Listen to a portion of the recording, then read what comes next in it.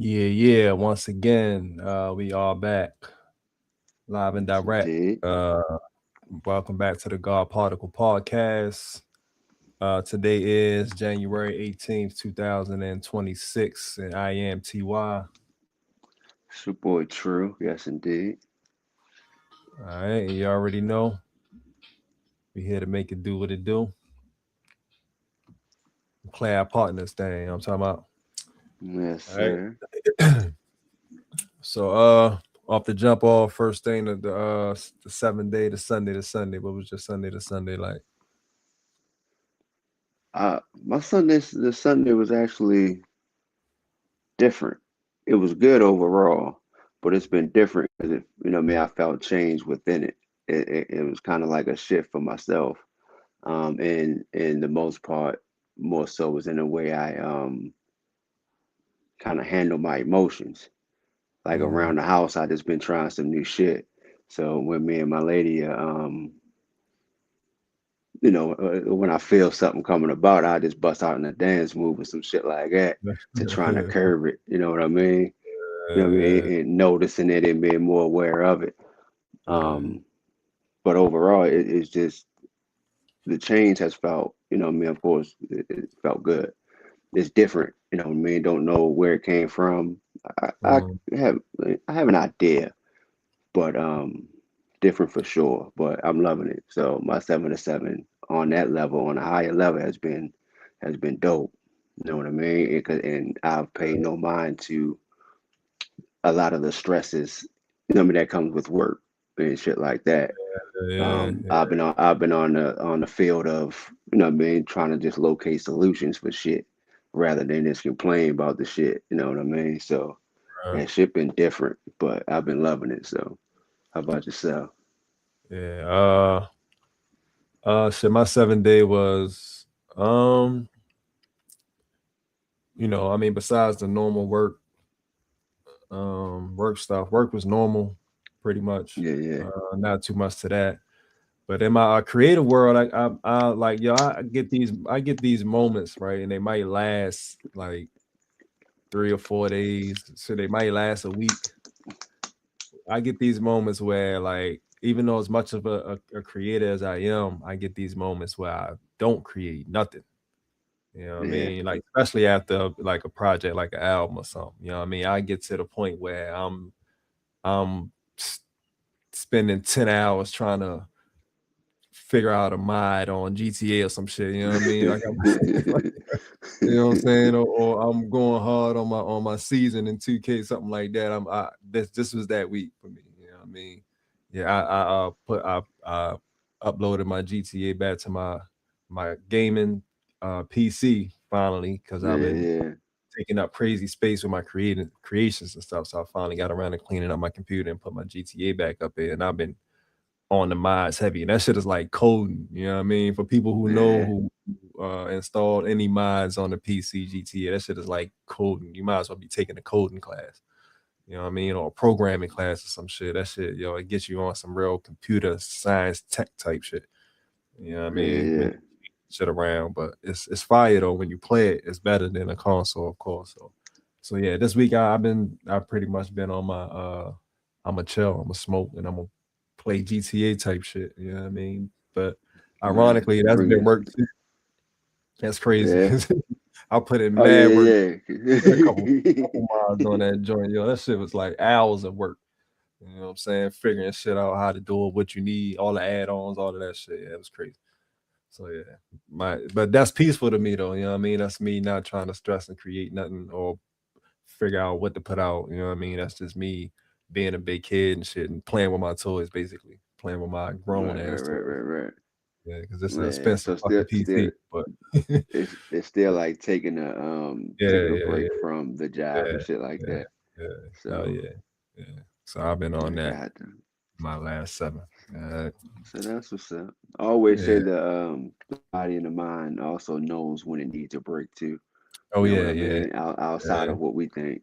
It's gonna sit yeah. us down. If we tired, it's gonna make us sleep 12, 13 hours if we tired. You know what I Indeed, mean? And indeed. take breaks for stuff. So yeah, that could have been it too. All right. So, uh, Let's jump straight into this thing. It's in the chicken. Yeah, all right, you know what it is. Yes, indeed. The shit is in your food, it's in the motherfucking chicken. It's in the motherfucking chicken. The shit is in your food, it's in the motherfucking chicken. It's in the motherfucking chicken. All right. So this week, for the chicken, we have. Let me see. Check out my new background. That's it's one of the dudes responsible for this madness that we call Yes, medicine. sir. Yeah, I Okay. mean, this week for the chicken, we have. I don't have it pulled up. All right, let me pull it up. My bad, y'all. First thing we got is propylparaben. Propylparaben. I think I heard of that. Yeah, I don't think I have either, but let's check it out. All right. So propylparaben.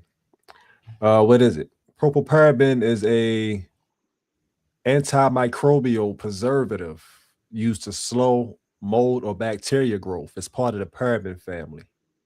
Where it shows up in foods and drinks, it isn't in everything like high fructose corn syrup, but it does appear in certain processed foods, especially baked goods. Common places it's been found or used as muffins, cakes, pastries, tortillas, some brands of tortillas, shelf stable baked goods, sometimes processed meat or baked goods. Categories historically varies by manufacturer. The bigger picture is more common in personal care like lotion, makeup, or cleansers than food, but your total exposure can come from both. Hidden names on labels, propylparaben or propylparaben separated or propyl P hydroxybenzoate or propyl hydroxybenzoate. Sometimes grouped under Okay. parabens, more common in cosmetics than foods. Yeah, I think I heard. Yeah, I did hear that, man.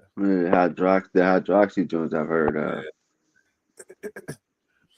of. Main health concern.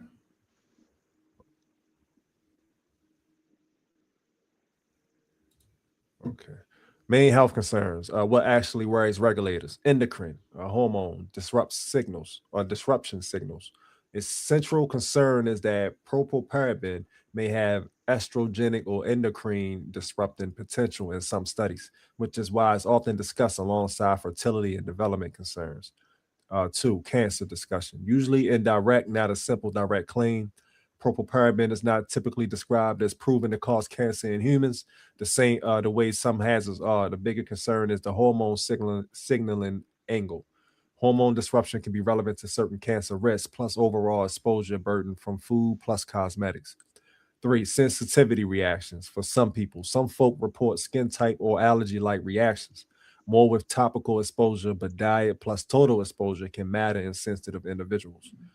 Bans and restrictions. This is the big one. European Union is banned in foods. In foods. Okay, yeah, my bad. It is banned in foods in the European Union. Propylparaben was removed, not allowed as a food additive in the EU starting in 2006 after EFSA couldn't set an acceptable daily intake at the time. So it was safety uncertainty. Review article also summarizes that other parabens like methyl or ethyl have specific ADIs, while propylparaben is not approved as a food additive there. United States in the food. In the US, propylparaben has been permitted historically, including GRAS use history, and it remains part of ongoing post-market review attention. FDA's public substances added to food database includes propyl hydroxy benzoate listings. California in the food. California's Food Safety Act signed October 7, 2023 bans the sale or manufacture of foods containing propylparaben along with along with a few other additives starting in 2027. California is seen to be the first state really getting on top of all of this shit.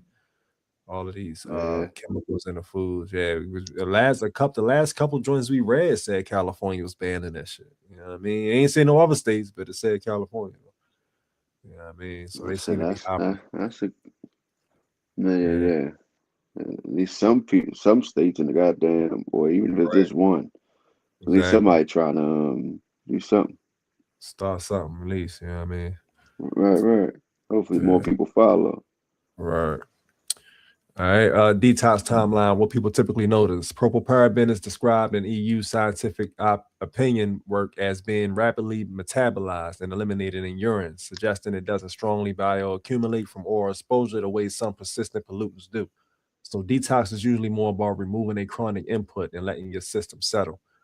Days 1 through 7, less mystery inflammation triggers if you are sensitive. Some people notice fewer headaches, skin flare ups.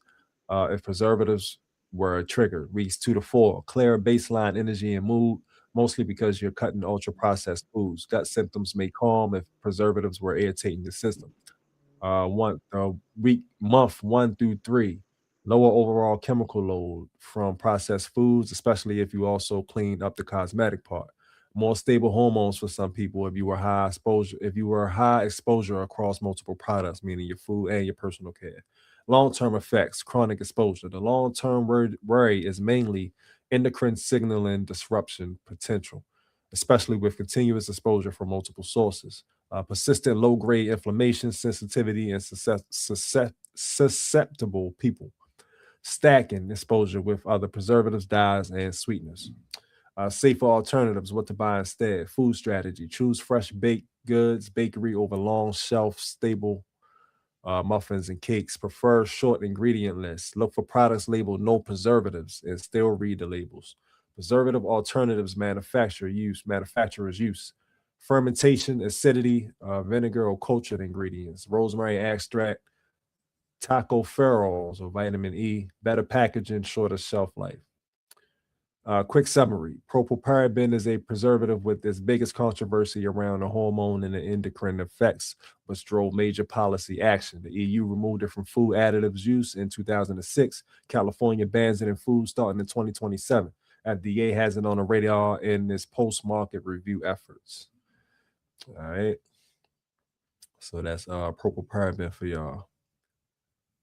Got another one for y'all. It's the BHT, butylated hydroxytoluene or toluene.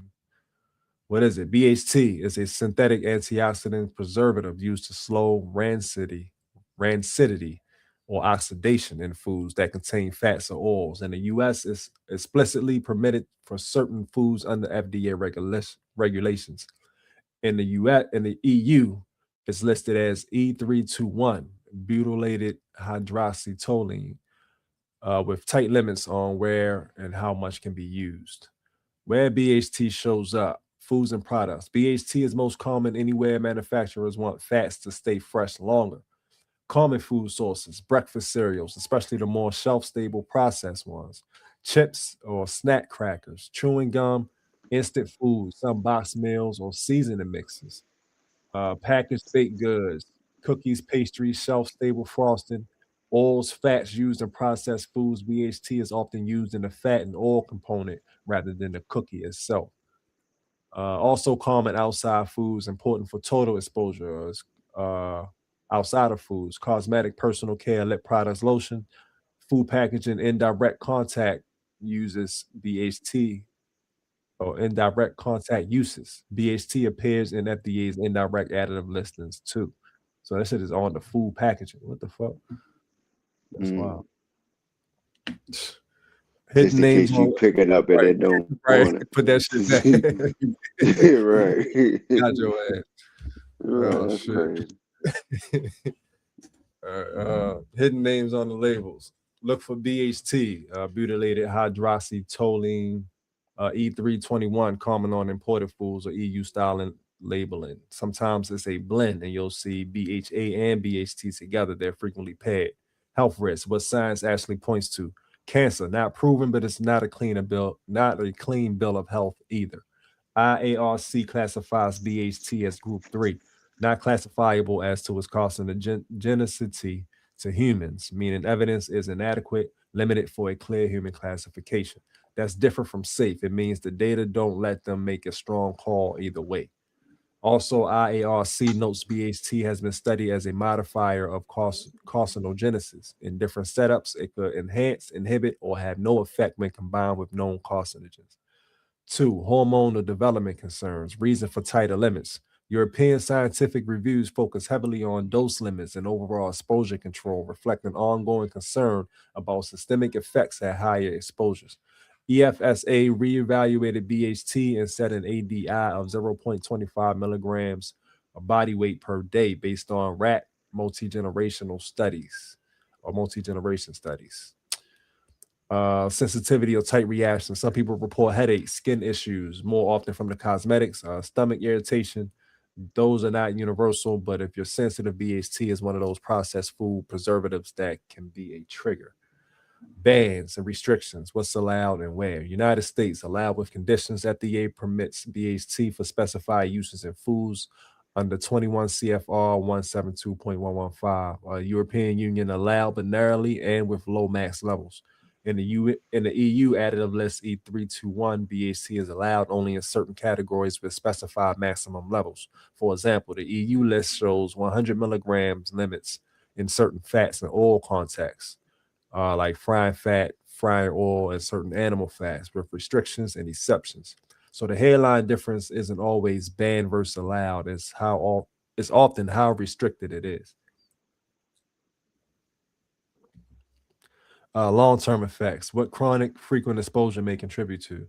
The long-term concern is less BHT alone causes certain things and more that daily exposure from multiple processed foods and sometimes cosmetics can add up. Potential long-run issues people worry about: chronic low-grade inflammation, oxidative stress balance, endocrine signaling effects, while regulators focus on ADI and exposure control. Metabolic strain, because BHT is usually packaged inside ultra-processed food patterns. Detox timeline, what people usually notice when they cut it out. BHT isn't like a heavy metal stored forever, so detox is mostly stop the input and reduce your processed food preservative load, and then your symptoms will settle. So day 1 through 3, cravings shift because you're usually cutting snacks, cereals, and gums. Some people notice fewer headaches or less processed food fog. Week 1 through 2, digestion feels calmer for many. Skin flare-ups can ease if preservatives were a trigger, especially when paired with cleaning up cosmetics. Week 3 through 6, steadier energy, appetite mainly from cutting ultra-processed foods, less inflammation is the baseline. People vary a lot here because the bigger driver is often the foods that carry BHT, not just the molecule. Safer alternatives, what to buy instead, what manufacturers use instead: mixed tocopherols, vitamin E, exorbital palmitate or rosemary extract, better packaging plus lower oxygen processes. What you can do: easy wins. Choose snacks labeled no BHT or no BHA. Swap processed cereal with oats plus fruit and cinnamon. Swap chips and crackers with simpler ingredient brands, nuts, popcorn you season yourself. Swap flavored gum for gum without BHT. Many clean label gums exist. All right, quick summary. BHT is a fat preserving antioxidant allowed in the US by regulation and allowed in the EU as E321, but with tight category limits. IARC listed as a group 3, not classifiable, while EFSA set an ADI of 0.25 milligrams a day based on animal data. All right. So, yeah, those are the food ingredients for y'all: propylparaben and the BHT. Keep an eye out for them things. All right, more horrible stuff for you. Yeah, indeed. All right. More shit disrupting your connection to nature and the divine. You know what I mean? For sure, for sure. And of course, they know that. Oh yeah. Oh yeah. Hmm. All right. So for the medication list today, I got gentamicin or gentamicin. Not sure which way that's pronounced, but check it out. So this is the medication. Let the chat read this joint. Hold on, my bad. I gotta add my page. All right, where I'm at. Boom.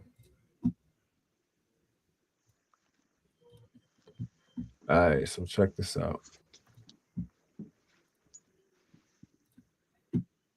Here's a full deep dive on number 12, gentamicin, educational only, not medical advice. Number 12, gentamicin deep dive. What it is. Gentamicin is a powerful aminoglycoside antibiotic used to treat serious bacterial infections. It is highly effective, but also notorious for kidney and hearing damage, which is why it is used very carefully and usually only in hospitals. Primary medical uses. Gentamicin is typically reserved for severe, life-threatening infections, such as sepsis, blood infections, serious urinary tract infections, abdominal infections, bone infection, osteomyelitis, pneumonia caused by resistant bacteria, infections in immunocompromised patients, used with other antibiotics for endocarditis. It is almost always given by IV or injection, not as a pill. How it works. Gentamicin kills bacteria by binding to the 30S ribosomal subunit, disrupting bacterial protein synthesis, causing bacteria to produce faulty proteins, cell death. It is especially effective against gram-negative bacteria like E. coli, Klebsiella, Pseudomonas, Proteus. Has short-term effects, common side effects, nausea, vomiting, injection site irritation, headache, fatigue. These are generally mild. Immediate dangers. Even in short courses, acute kidney stress, balance problems, ringing in the ears, tinnitus, dizziness. Because of these risks, blood levels are closely monitored. Long-term and serious effects. Gentamicin is one of the clearest examples of a drug that is highly effective, potentially life-saving, but also toxic to major organs. 1. Kidney damage, nephrotoxicity. This is the most common serious complication. Long-term or high-dose gentamicin can cause acute kidney injury, reduced filtration rate, tubular necrosis, electrolyte imbalances, permanent kidney impairment in severe cases. Risk increases with high doses, long treatment courses, elderly age, dehydration, existing kidney disease, use with other kidney toxic drugs. Number 2, hearing damage, ototoxicity. Gentamicin can permanently damage the inner ear. This can cause hearing loss, ringing in the ears, tinnitus, balance problems, vertigo. Damage can be permanent, progressive, even appear after stopping the drug. Some people have genetic susceptibility that makes them especially vulnerable. 3. Nerve and balance problems, loss of coordination, difficulty walking, chronic dizziness, damage to vestibular system. This can severely affect quality of life. 4. Neuromuscular toxicity. In rare cases, muscle weakness, worsening of myasthenia gravis, respiratory muscle suppression, very rare. NASH, why gentamicin is so risky. Narrow therapeutic window, toxic levels are close to effective levels, accumulates in kidneys and inner ear. Damage can be irreversible, requires constant monitoring. Because of this, gentamicin is never used casually. Use in America versus the rest of the world. United States, used mainly in hospitals, requires blood level monitoring, kidney function tests, shortest possible courses only, often combined with other antibiotics. Europe and UK, similar cautious hospital-only use, strict dosing protocols, therapeutic drug monitoring standard practice. Developing countries, sometimes used more broadly due to low cost, availability, unfortunately higher rates of complications due to limited monitoring. Where it's banned or restricted, gentamicin is not banned anywhere because it is extremely useful for life-threatening infections, but it is heavily restricted to hospital use, controlled under strict dosing protocols worldwide, never used as a casual outpatient antibiotic. Monitoring requirements. When someone is on gentamicin, doctors routinely monitor blood gentamicin levels, kidney function, creatinine, GFR, urine output, hearing and balance symptoms. This is one of the most carefully monitored drugs in medicine. Who should avoid gentamicin if possible? People with kidney disease, elderly patients, those with hearing problems, pregnant women, people on other kidney toxic drugs, dehydrated patients. Drug interactions. Dangerous when combined with other aminoglycosides, vancomycin, NSAIDs, diuretics, contrast dye, amphotericin B. These combinations dramatically increase kidney and ear toxicity. Safer alternatives. When possible, doctors prefer cephalosporins, penicillins, carbapenems, piperacillin tazobactam, fluoroquinolones with caution. Gentamicin is chosen only when these are ineffective or resistance is present. Holistic supportive options.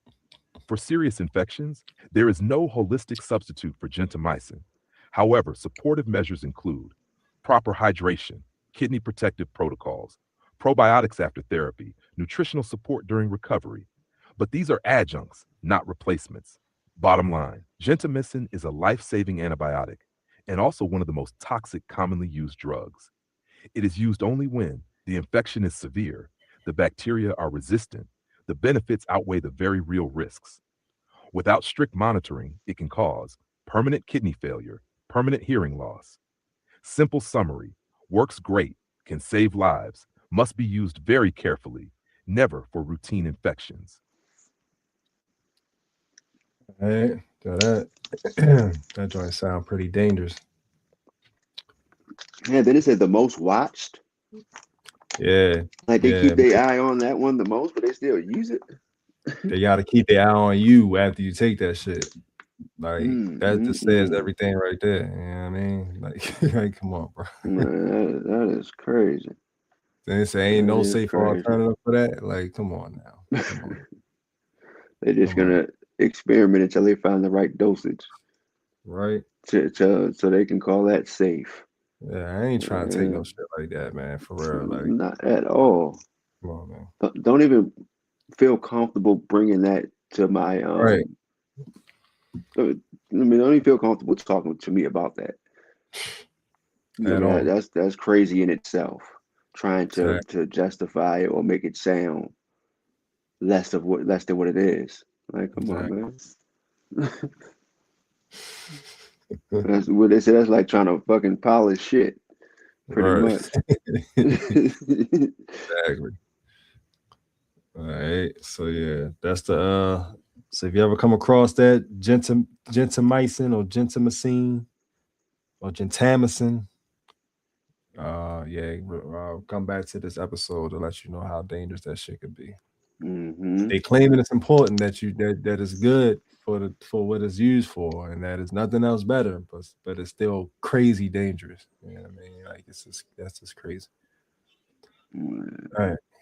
So yeah, moving on. For the last month of the end of chicken cleaning products or stuff in your cleaning products. So we got ammonia. I'm sure everybody heard of ammonia, so let's check out what they talking about. Oh, gee. Number 12, ammonia, ammonium hydroxide. Deep dive. What it is, ammonia NH3 is a pungent gas. In household cleaning, it's usually sold as ammonium hydroxide, ammonia dissolved in water. It's popular because it cuts grease, removes some streaks, and boosts cleaning power. But it's also a strong irritant corrosive, especially at higher strengths. What types of products it can be found in common? Glass window cleaners, classic blue, glass sprays often contain ammonia, ammonium hydroxide, all-purpose degreasers, kitchen bath, oven, heavy-duty cleaners sometimes, some floor cleaners, some dish-related cleaners, less common than in glass cleaners, but it happens. Also, some people use straight household ammonia as a DIY cleaner. This is where a lot of accidents happen. Main unhealthy links, what can go wrong? 1, breathing, airway irritation. Big one. High levels in air can irritate eyes, throat, and lungs, causing coughing and breathing discomfort. Very high exposures can cause serious lung injury. People with asthma can be more sensitive to inhaling ammonia. 2, skin and eye burns. Liquid household ammonia can cause burns on skin, eyes. Concentrated solutions can cause severe corrosive injury, including permanent eye damage. 3, the major danger, mixing with bleach. If you mix ammonia with chlorine bleach, sodium hypochlorite, you can generate toxic chloramine gases, which can cause symptoms like coughing, chest pain, shortness of breath, wheezing, and in severe cases, fluid in the lungs. Also, don't mix cleaners in general. This is a top cause of cleaning fume emergencies. Cancer links? Ammonia ammonium hydroxide is mainly an acute irritant corrosive hazard. It's not typically framed by major agencies as a cancer ingredient, the way some other chemicals are. The real high-stakes risks are burns, respiratory irritation injury, and toxic gas formation when mixed, especially with bleach. Where it's banned or restricted, not broadly banned in consumer cleaners, but it's strictly regulated and labeled because of corrosive irritant hazards. The EU classification for ammonia, aqueous solution includes severe skin burns and eye damage, harmonized CLP classification. In workplaces, exposure limits exist because inhalation is hazardous. NIOSH rail 25 ppm, 35 ppm short term. OSHA pill 50 ppm, so it's controlled and warned about, then banned. Healthier, safer alternatives. Depends what you're using ammonia for. Glass mirrors, streak-free gold. Microfiber cloth water, often enough. Alcohol-based glass cleaners, check ventilation. Avoid heavy fragrance if sensitive. Vinegar-based glass cleaners, but never combined with bleach products. Grease cutting, kitchen. Dish soap plus warm water. Baking soda paste for scrubbing spots, non-fume option. Citrus-based degreasers can work, but if you're scent sensitive, go fragrance-free. Terpenes can irritate some people. Disinfecting, if that's your goal. Use an EPA-registered disinfectant as directed, no mixing. Hydrogen peroxide products can be an option for some surfaces. Again, use as directed, don't DIY mix. Quick, safer use checklist, if you keep ammonia around. Using good ventilation, windows fan. Wear gloves and avoid splashes. Never mix with bleach and avoid mixing cleaners at all. If you tell me what you mainly use ammonia for, glass, grease, bathroom, etc., I'll give you a tight swap list of same results, fewer fumes options for that exact job. All right. So there you go, ammonia. For those who still use ammonia to clean and stuff, you know what I mean? Something like avoidable shit. Not major, you know what I mean? All right. So yeah, that's all I got for in the chicken this week. So keep an eye out for all of those ingredients and things that you use in your house. Be main thing is with anything is awareness, as we always stress. You know what I mean? So yeah. You are aware, you should be fine. Yeah. Like I said, that's with everything. Yeah, everything indeed. Everything in life. All right, so we gonna keep this thing pushing. Oh, let me turn my sounds back. You say you can't hear that, right? The background music, background sound. All right, good. That's what I want. All right, so we're gonna keep it moving to the health and wellness. Change my background up real quick.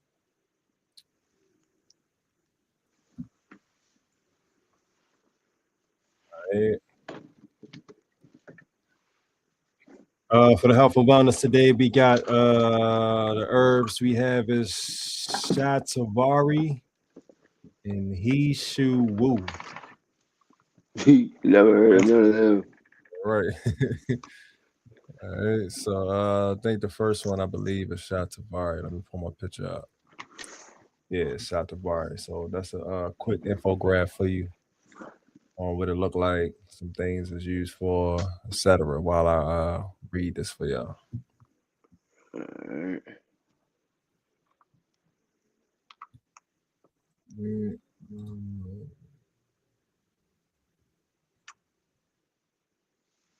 All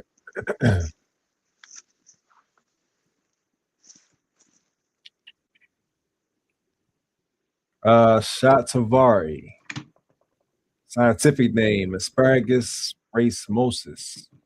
Category, Ayurvedic adaptogenic root, meaning of the name, she who possesses 100 husbands. A poetic reference to vitality, fertility, and feminine strength. Traditional system, Ayurveda, or India. What exactly is it? Shatavari is a medicinal root from the asparagus family that has been used in India for thousands of years as a rejuvenating tonic, especially for women's health, hormonal balance, reproductive vitality, digestion and hydration, stress resilience. In Ayurveda, it is classified as a rasayana herb, meaning a deep restorative tonic meant for long-term nourishment of the body. While it is most famous for supporting women, shatavari is actually a whole-body adaptogen that can benefit men as well. Key active compound, shatavari contains saponins or shatavarins, Antioxidants, phytoestrogen like plant compounds, mucilaginous polysaccharides. These contribute to its effect on hormones, inflammations, digestion, and nervous system balance. Common forms and with their best form. The powder is the most traditional. It's the grounded dried root mixed into warm milk, water, or smoothies, best for hormonal balance and nourishment. Capsules, convenient and consistent, good for daily supplementation. Tincture or liquid extract, faster absorption, useful for digestive or adrenal support. Tea or decoction, less common but effective, very gentle on the stomach. Best ways to consume in the powder is half to 1 teaspoon daily, mixed into warm milk, dairy, or plant based, often combined with honey or ghee. This is considered the classic rejuvenation tonic. Capsules, 500 to 1,000 milligrams, 1 to 2 times a day. Tincture, 1 to 2 dropperfuls, 1 to 2 times a day. Tea, simmer 1 teaspoon of root powder for 10 to 15 minutes and drink 1 cup daily. What is it used for? Hormonal balance, especially for women. Shatavari is best known for PMS support, menstrual regulation, menopause symptoms like hot flashes, dryness, or irritability, fertility and reproductive health, breastfeeding support, traditionally used to support lactation. It helps the body balance hormones without being a synthetic hormone. Adrenal and stress support. As an adaptogen, Shatavari helps lower cortisol, calm the nervous system, reduce burnout, improve sleep quality. It is considered a more cooling and nourishing adaptogen compared to stimulating ones like rhodiola. Digestive and gut healing. Shatavari is slightly mucilaginous and soothing, helps heal irritated stomach lining, reduces acid reflux, supports ulcers and gastritis, calms inflammation in the GI tract. Uh, Anti-inflammatory support is used for joint inflammation, autoimmune-related discomfort, chronic dryness or irritation, reproductive and sexual health for men too. While famous for women, shatavari is also used for male fertility, libido support, overall vitality, and stamina. Immune and longevity tonic. In Ayurveda, it is considered a daily rejuvenator, similar to how ginseng is used in Chinese medicine. Typical dosage range: powder 1 to 3 grams a day, capsules 500 to 1,500 milligrams a day, tincture 2 to 4 milliliters a day. Shatavari works best when taken consistently for weeks to months. That is a quick fix. Right? Let's see. Possible side effects and cautions. Shatavari is considered very safe, but possible mild effects if you bloating or gas, especially at first. Mild digestive upset if dose is too high. Use caution if you have estrogen sensitive cancers like phytoestrogen effects. You're allergic to asparagus. If you have kidney issues, mild diuretic effect. Pregnancy and breastfeeding traditionally used to support lactation. Still best to consult a professional before medicinal dosing. So, quick practical summary: one of the best female-centered adaptogens, deeply nourishing rather than stimulating. Excellent for hormones, stress, gut, and longevity. Works best as a daily tonic herb, gentle and safe for long-term use for most people. All right. Yeah, that's pretty much it. That's it up there on the screen for y'all. Shatavari. So mostly for women, but it's good for men too. Good for reproductive health. Amongst a Almost whole look bunch like of a other. yeah. From the picture, it almost looked like at first I wanted to say, of course, like a carrot, but it looked like some kind of root, Yeah, like yeah. a yucca kind of root kind of shit. Uh, yeah, it's definitely my first time hearing about it though. Yeah, me too. With a name like that, I would definitely remember. Right, right. So let's move on to the next one. He Shu Wu. He Shu Wu. All right, so let me bust this down for y'all real quick. He Shu Wu, aka Foti or Foti. A scientific name is Polygonum multiflorum. Category: traditional Chinese tonic root. Common name is Foti, Chinese knotweed or black-haired Mr. He. Traditional Chinese medicine. What exactly is it? He Shu Wu is one of the most legendary herbs in Chinese medicine. It comes from a folk story about an aging man named Mr. He. whose hair supposedly turned black again and whose vitality returned after taking the root. In traditional Chinese medicine, is considered a longevity tonic used to restore vitality, support liver and kidney energy, strengthen hair and skin, improve energy and reproductive health, support healthy aging. There are two forms of He Shu Wu, and this difference is very important. Raw or Sheng He Shu Wu, more detoxifying, used for constipation and heat conditions, stronger and more stimulating. Prepared or Za He Shu Wu, steam processed with black beans, considered safer and more tonifying. The form used for longevity, hair, and energy. All right. Most supplements use prepared He Shu Wu. Most supplements use prepared He Shu Wu, which is the traditional tonic form, or use it, my bad.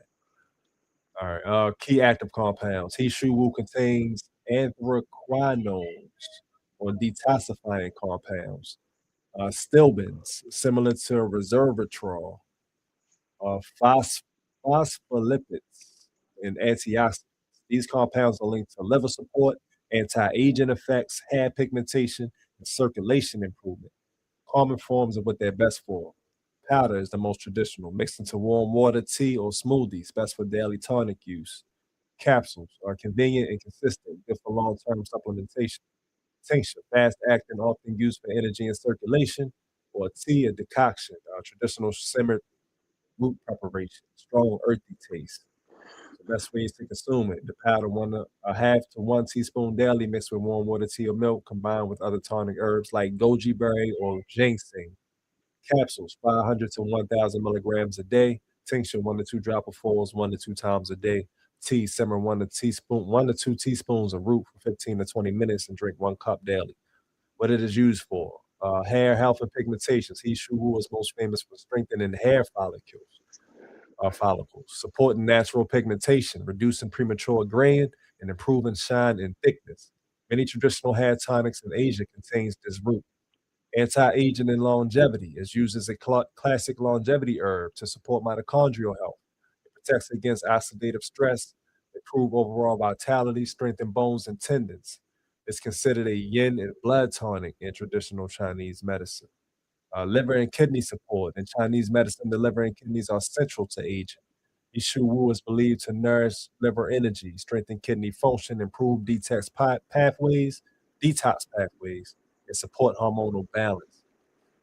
Energy and endurance, often used by people with chronic fatigue, those recovering from illness, or aging individuals needing stamina.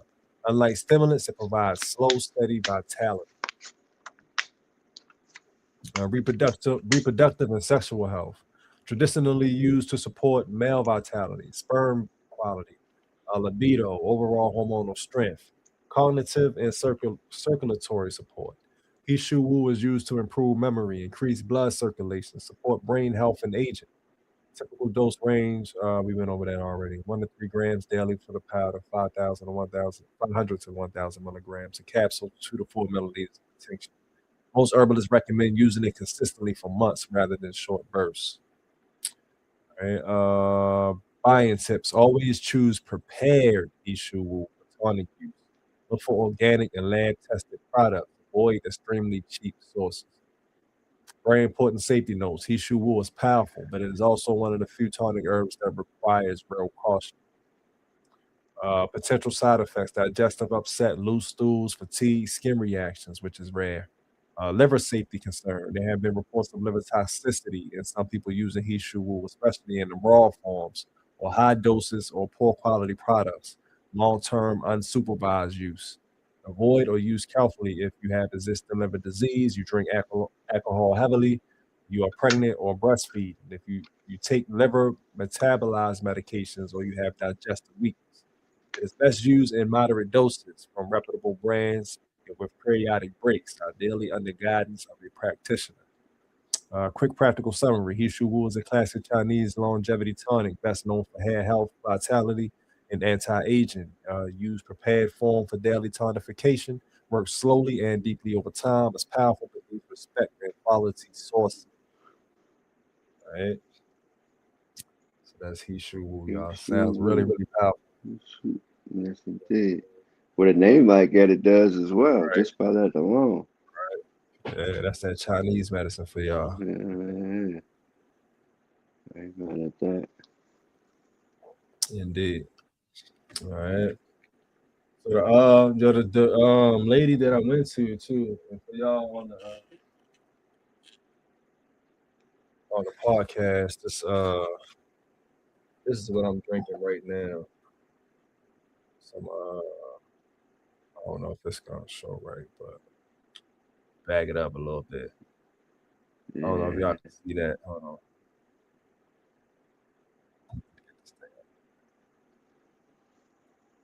Yeah.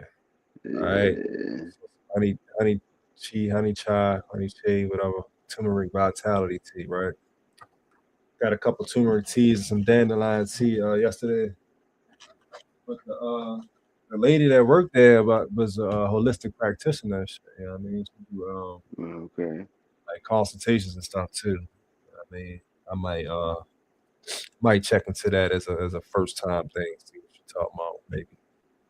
She got everything in that Yeah, joint though. You know what I mean? All of that stuff, the black seed oils and all, a bunch of shit, a whole bunch of shit. yeah, She had the moringa okay. in that joint too. That shit was like The $21. seeds. The green, the powder. Okay, The okay, moringa. okay. I think we went Gotcha, over gotcha. that a couple episodes ago. Yeah, the green powder form. Yeah. Yeah, Okay. she had some of that stuff in that I, joint too. it's always good to creep up on a shop like that. You know Yeah, what I mean? Something tucked away, a little mom and pop. You know what I mean? Store of the herbs and shit that we really need for ourselves. It's like, damn, uh, not too many people know about you. Keep it that way, kind of thing. But you know what I mean? Make enough to live your life. But you know yeah, what I mean? Don't cross over into Amazon and shit. You know what I right, mean? Kind of thing. But yeah, right, we found one. Me and my wife found one a couple weeks ago. yeah, In the area. Did not She don't have like the black seed oil or anything like that, but she have a lot of the if you're into like the sages, incense and crystals and books and stuff like yeah, that. She had a good amount of that and still hold class and stuff too.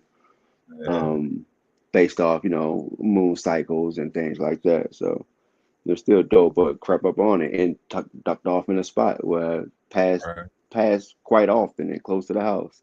Like that, you right there and black owned, you know what I right. mean? Black woman owned kind of thing. Oh Wouldn't yeah, that be hell yeah, that's crazy? what's up. Hell yeah, right there the whole time. I guess, Right, but like we said before we hit play, it once we become, I guess, more aware of certain things, our yeah, mind becomes yeah. open to it and we start That paying frequency attention and too. being Yeah, focused. yeah, Hmm. yeah. So yeah, I'm with it, man. Right time, and I ain't mad at it. Right, right, right. All right. So keep on the holistics. Got 3 websites for y'all, new websites for y'all to check out. And these are pretty good joints too. I was looking over them before the show started. Pretty decent joints. Okay. So let me share my page real quick.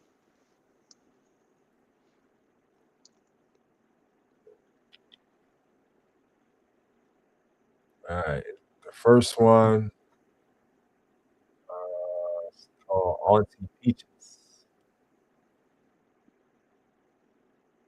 All right. So Auntie Peaches. Let's scroll through this joint and see what she offers.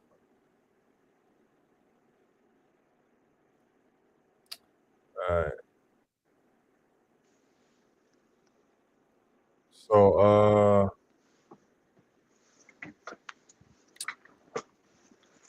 says it's traditional African medicine is an old world healthcare system encompassing indigenous herbalism and spirituality that provides as an accessible and affordable health resource to the community.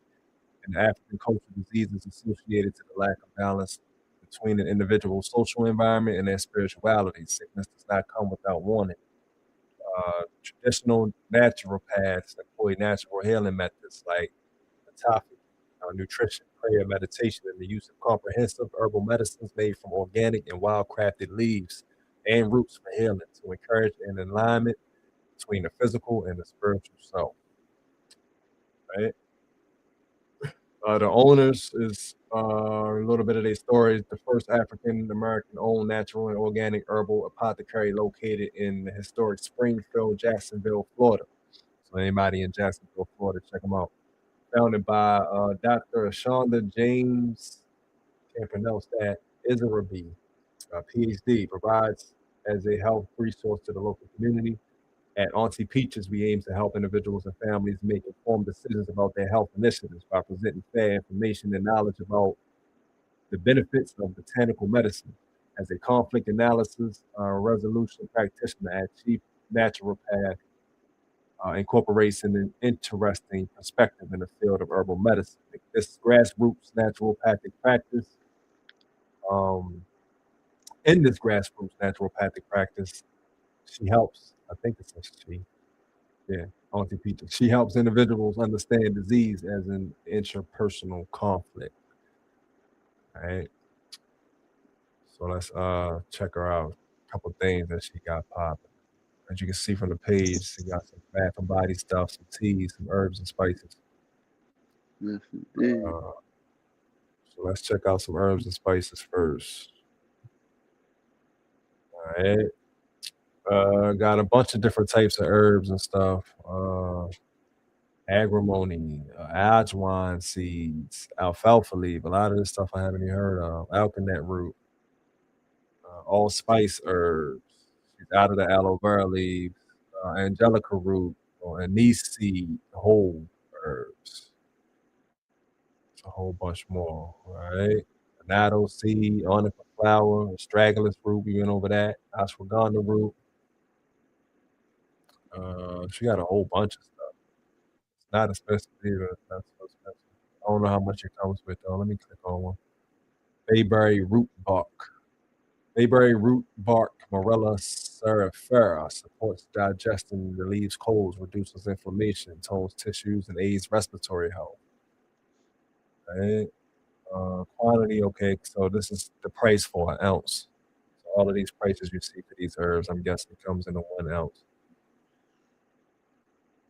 But yeah, it's a whole bunch of different types of herbs. Bilberry fruit. Yo, I never heard of none of this stuff. Man, those look like nuggets though. Nice Yeah, some of little them do. Yeah, tropical nuggets out them. right.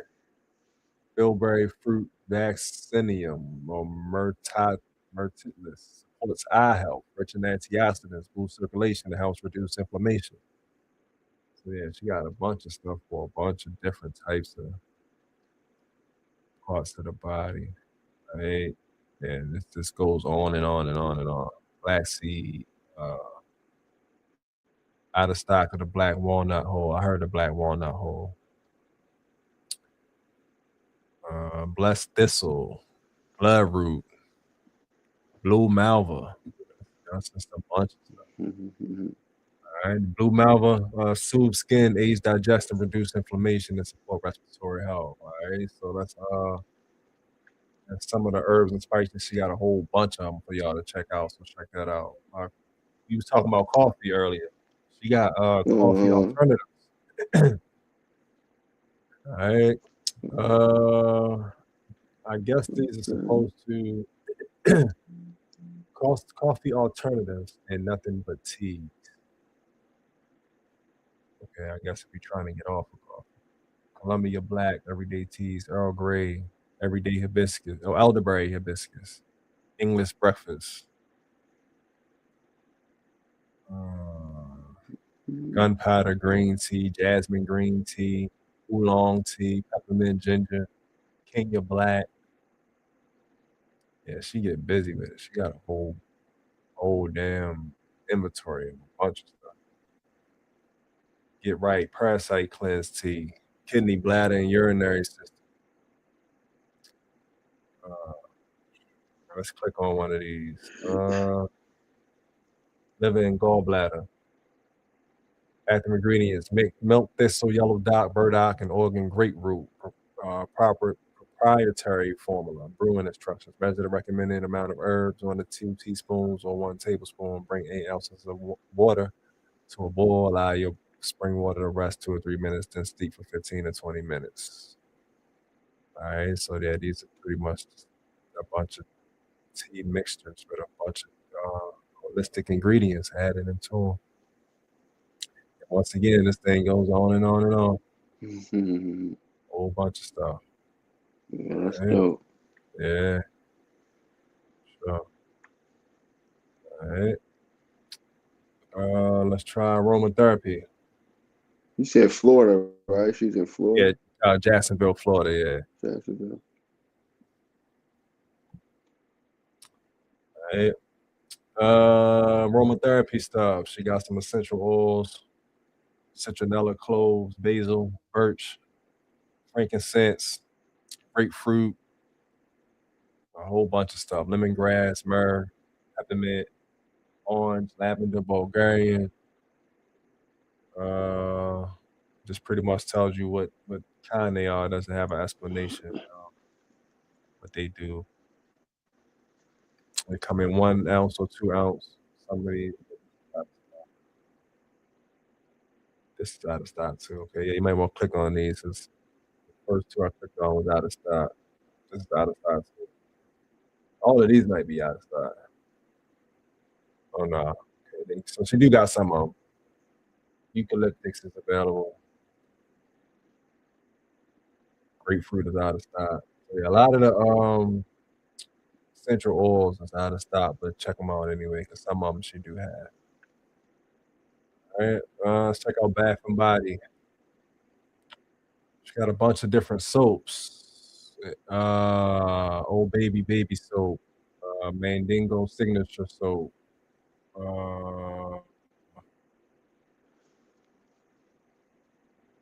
Happy Oh, Baby. do you know? Damn, I lost my fucking question. It'll come back to me. But it was surely about the soaps, though. All right, Bath and Body oils, bath teas. So that's for you to put in your bath water. Okay. Bath salts. Okay, the bath tea infuser. Oh, she out of stock. So I guess this is what you would use if you had to put it in your water. It would stop stuff from getting in your water. But I'm sure you can probably use something else that you could create on your own. Yeah. So you decided that's different. I Yeah, never look. I know little bath bombs and stuff like that, but the bath teas, right. I never never Definitely thought of that.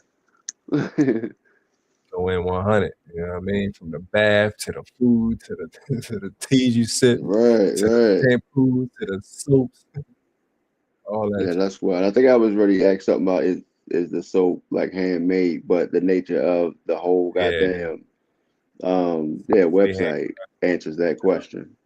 pretty much 100% handcrafted. Hmm. And she's out of stock, of course, a lot of both of these soaps. Yeah. Yeah. See, and that I would imagine is one reason, Yeah. or one reason I would imagine is, why they be out of stock a lot is, like we said, manufacturing. A lot of people are doing this stuff one or two man job or one or two woman Yeah. job and stuff like that. So it takes time, and Yeah. if it's popular, by the time you make it, shit, you out of it again. Now you got to make some more. So They go a yeah, that'd be bunch the only out of thing, stock, that distribution. You said a bunch. Oh, that she has in stock. though. Yeah. Right here. Oh, okay, okay. Native body therapy, native soap, Cleopatra, Deliverance, enchantment. That's That not a soap, it stock. look like it'll last you a good amount of time. Yeah, dude. That's a thick ass soap.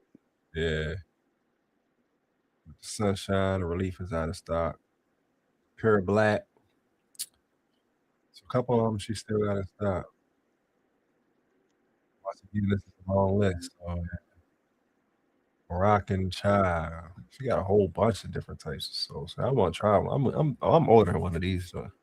Yeah, I like the natural soaps, yeah, yo, the handmade soaps and stuff. Yeah, I'm yeah, into yeah. it.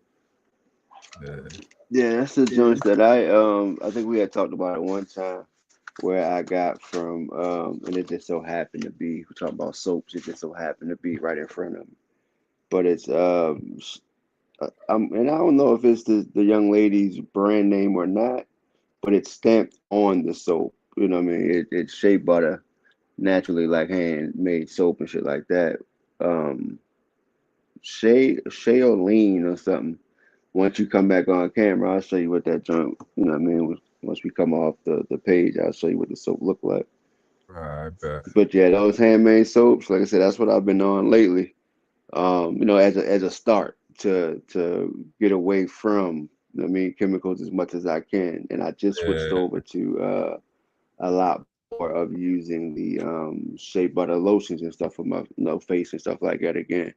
right. Now I still got some, Bath and Body Work, a little stress relief for the night and teak wood type stuff, but for the most part, I Yeah, use a lot of shea butter stuff.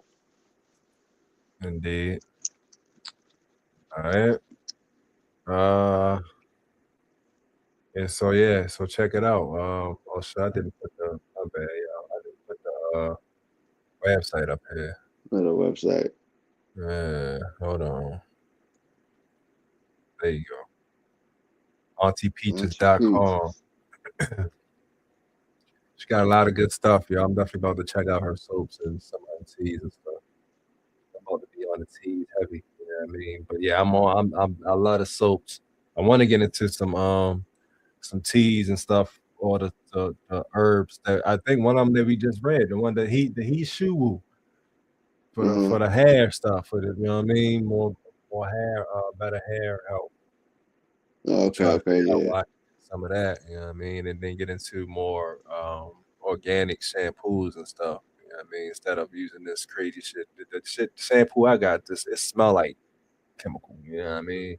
Kind of smell like a cleaning product almost. You know what I'm saying? Shit is That's crazy. crazy. And I Yeah, wouldn't be yeah. surprised because, of course, they're mixing a lot of those chemicals. Of course, you can find this chemical in multiple Right. different daggone products. Exactly. It's crazy. Hey, I think it's to this point. I something that I usually eat all the time is like a breakfast bar, right? Yeah. It's something from Aldi. I mean, I've been getting it for a little while, blueberry joint, but I stopped it. Thank you. I stopped it, and the reason I stopped it, the very last time I ate it, I took a bite, and that shit tastes like gasoline, like fuel or some shit. And I had to And ask, my wife if she tasted, if she did the same. She said no, but so I tried it again, and it was the same shit. I said, yeah, that's yeah, it for me. Like I don't know right. about, my body awareness, picked up on whatever crazy chemical it is, and I wasn't around any fuel or nothing like that. I was in a regular spot, where I'm regularly where I regularly be. And I said, nah. So I haven't ate it. I haven't I had it since. So that's Yeah. that's that's Wow. crazy. And it was a strong, like a hold up. I know good and well I ain't just, taste or whatever gasoline or fuel or some shit, like Yeah. real strong. So yeah, I ain't had that shit since. Yeah. But I yeah, wouldn't be but surprised. back to the chemicals, yeah, and it's in a lot of it. And Yeah. we probably coming up, a lot of people probably thought, zest always smelled Zest has always Mhm. smelled great. For whatever Right. reason, one of the cheapest soaps, but as far as smell, that shit was always a dope Yeah. ass smell. Yeah. How about that? but man, but it's wild, man. Oh, real quick before we get back on topic, just the Okay. soap I Yeah. use. Oh Uh-huh. yeah. Yeah. Yeah. It's Enjoying the fun. man, it's on official. And it be coming in, of course, different shades, but all shea butter. But I like that. I just read the website you were on. It said indigenous and African practice. So that's Yeah. that's that's pretty dope too. As far as checking out to see the Yeah. different things that they use inside their product and what it do Absolutely. for you. Yeah. So yeah, check her out, y'all. AuntiePeaches.com. All right. So the next one I got right here, the wellspringnaturalliving.com. Let me share this page with y'all. Mhm. All right. So let's check them out. All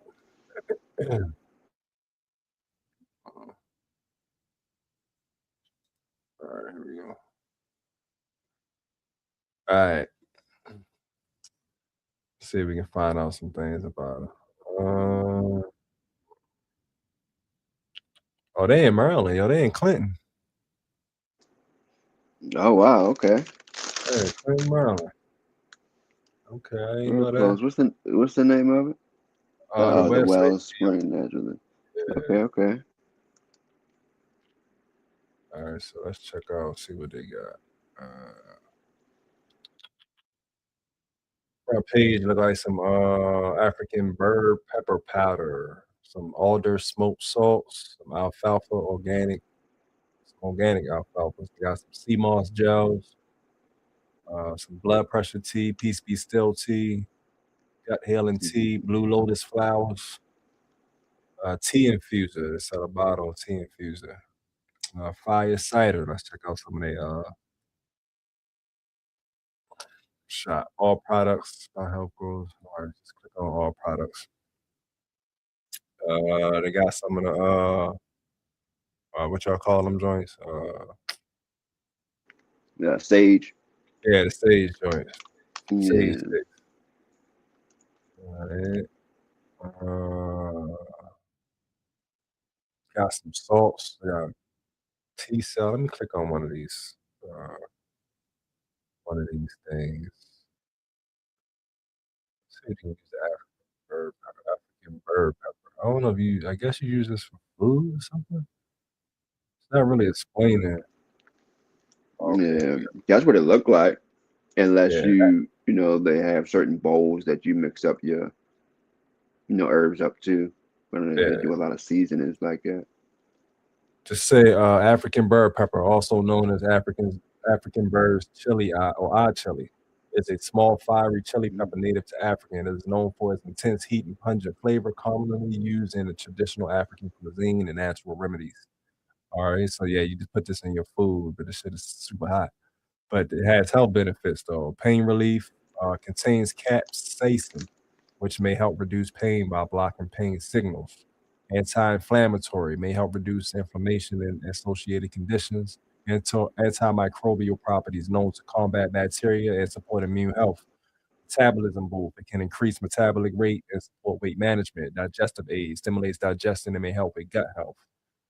All right, so yeah, this is some food additives. They are. Yeah, they got the smoked sea salt too, or smoked salt, my bad. Smoked salt, it says, rich in essential electrolytes. It supports hydration and digestive health. Elevate your culinary dishes with its unique flavor while harnessing its purifying energy for rituals, intentions, and transformative spiritual practices. Alder black salt is made from sea salt that has been smoked over alder wood. This process infuses the salt with a distinctive smoky flavor and dark color, giving its unique properties and name. All right, the benefits. It balances fluids, prevents dehydration, electrolytes, magnesium, calcium, etc. Digestive health support, stomach pain, heartburn, vomiting, and constipation. While the wood itself is not consumed, the use of alder wood in smoking food can impart a unique flavor that enhances culinary experiences without the harshness that can sometimes accompany other smoking woods.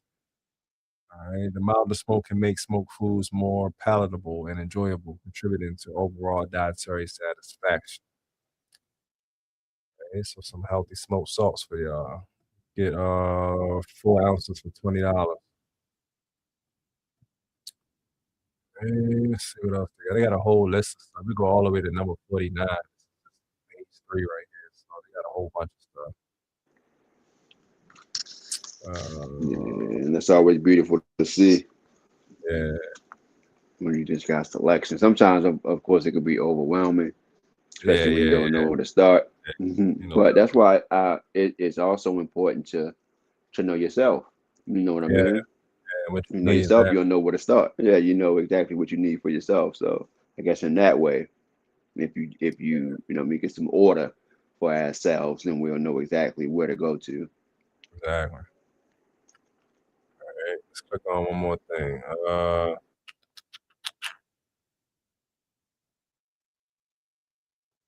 got a bunch of stuff there, man. Let me see. Barley grass powder, 4 ounces for $5.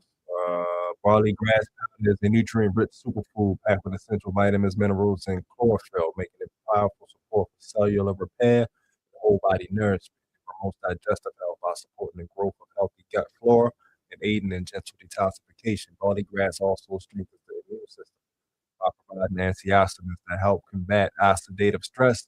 On a neuroscientific level, the nutrients in barley grass can reduce inflammation in the brain, support mental clarity, and contribute to emotional stability. Its vibrant green energy is often associated with vitality, spiritual detoxification, and a deeper connection to holistic well-being. Right, so you can mix it into smoothies or green juices for natural energy boost and digestive support, or stir it into your water for a daily nutrient infusion, supporting immune resilience. Used as a part of a detoxification protocol for holistic wellness, or incorporated into ceremonial drinks and health tonics for grounding and spiritual alignment. Right, barley grass powder, y'all. So yeah, they got a whole bunch of stuff for y'all, powders and food additives, and you know what I mean. So I know most of the people watching that at this time that watch that podcast are definitely from Maryland. So they right in Clinton. You know what I mean? So yeah, if you want some of this stuff, please scroll down there, enjoy and check them out. I'm definitely gonna Yes, stop indeed. through there eventually. Yeah, It's a yeah, yeah. A little, little small it's a ride. little, yeah, it's a little ride, but you know what I'm saying. I work in Clinton all the Yeah, time. they. Next time I work in Clinton, I'm Okay. definitely out. But yeah, it's a ride though. Yeah. Yeah, yeah, yeah. Nice one though. You know what I mean? Especially if you in a drive, you need a little quick getaway real quick. Yeah, Take a indeed. about an hour, a little over an hour, Yeah. little ride. Yeah, 'cause they got all types of stuff, man. Black seed oil, incense, sage, salts, food additives, powders, teas. You know what I mean? So yeah, it's And check it's them dope that out. they're even telling you the benefits of like spices. You know what I Yeah, mean? You know, not just herbs, but spices as well. Because I wouldn't have thought um something that I mean, we would just write off as this shit is hot. You know what I mean? right, Having benefits on right, top of it. right. So it's like, all right, let me go ahead and get through this goddamn hotness so it can do what it need to Yeah, yeah. do. It's the same thing they say about cayenne pepper. Just when you drink cayenne pepper in warm water, it's supposed to help with the blood flow. You just straight drinking the cayenne pepper mixed with water. You know what I mean? Like who would have thought of that? Shit. Yeah, but they said Yeah. it's excellent for blood flow. You know what I mean? I They wonder how much? A couple drops or So I'm pretty sure you can look it up, but I definitely don't know the okay. exact amount. But I've heard about a Yeah, lot of yeah, people talking about it. Yeah, and they yeah. say that Okay. yo, they get the blood, keep the blood flowing. You know what I mean? So or keep the blood flowing like it's supposed to for people with Okay. blood flow problems and stuff like that. Yeah, cayenne and warm water. Definitely look it up. See. Yeah, yeah. I'm gonna have to look at joint out, look into that joint. Uh, all right. So yeah, that's the wellspringnaturalliving.com. Y'all check them out in Clinton, Maryland. Let me,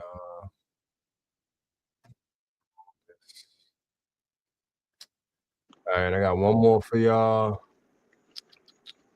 The next one is Calabash Tea and Tonic. Calabash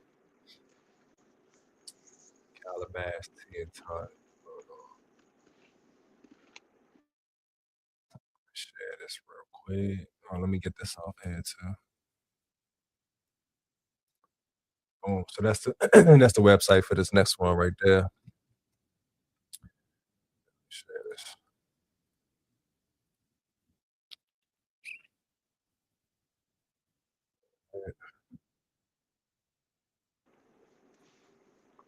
All right. So this is the Calabash Tea and Tonic. Okay. Let's check them out. Definitely a lot of black people doing major holistic things, yo. You know what I'm saying? Major, Oh major, yeah. I love it, man. right? For sure. All right. Yeah, and this is a woman. This is a fifth generation master herbalist, black woman. I know they had something yesterday. Uh, I oh thought they yeah, had something yesterday man, on right the in three. DC. Yeah, yeah, T event. Oh That's wow. why. Georgia Avenue. That's what's up. Sankofa. Yeah, that's crazy. Sankofa. That sound familiar. Sankofa Video Books and Cafe. I don't think I ever heard of that. All right, so Yeah, let's just check that them out. name. Yeah, that's the name. Yeah. Yeah, Sankofa is pretty popular for what it stands for. All right, so let's check out her teas. Senora Amen Supreme Teas. All right, so about a little bit about her as a fifth generation master herbalist. I had the honor of learning from my Jamaican and indigenous great grandmothers, both revered healers whose remedies and wisdom were infused into every lesson. After decades under their tutelage, their teachers became the roots and recipes of Calabash tea and tonic, which I founded to share our ancient healing practices with the world. Now I am proud to present Sunyata Amen, or Almonds, or Amen's Supreme Teas. A limited edition collection thoughtfully crafted and infused with the extra touch of family magic. These are the teas I reach for daily. All right.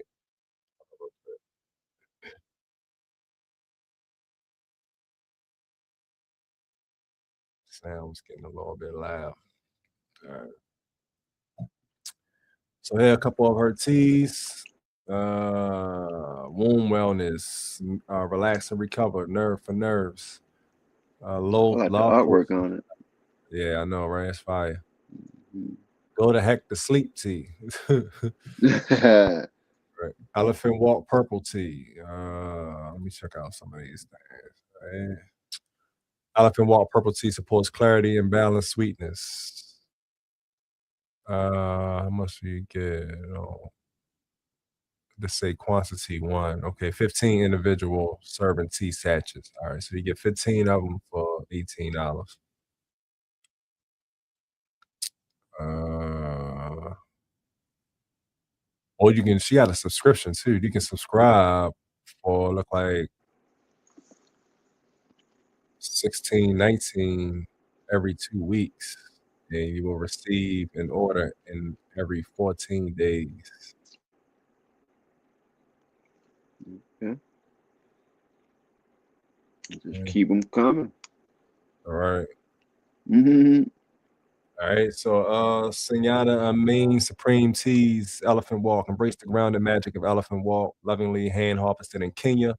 This anthocyanin enriched rare oolong channels the power of purple foods to support blood sugar balance, mental clarity, and memory. You deserve ancient strength to make obstacles vanish like mist in the morning sun.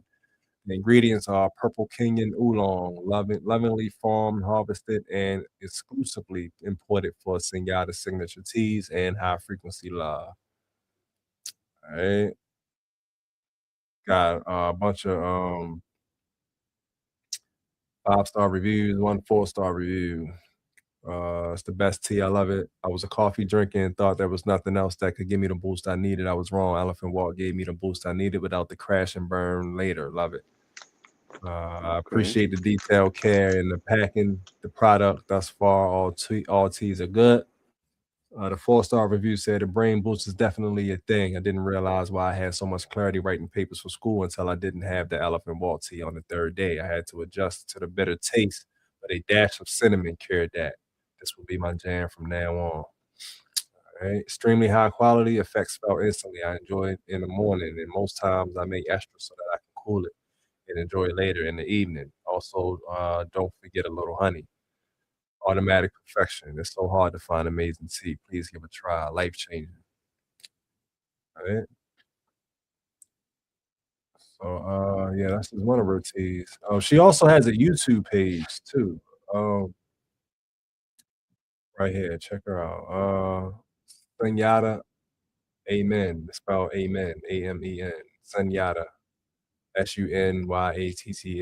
This is her YouTube page. I subscribe to that joint. But she the one video that I saw, she was talking about like not only how they was taking people and stuff back in the day, how they took us or stole us, you know what I mean, for slavery and all of that shit.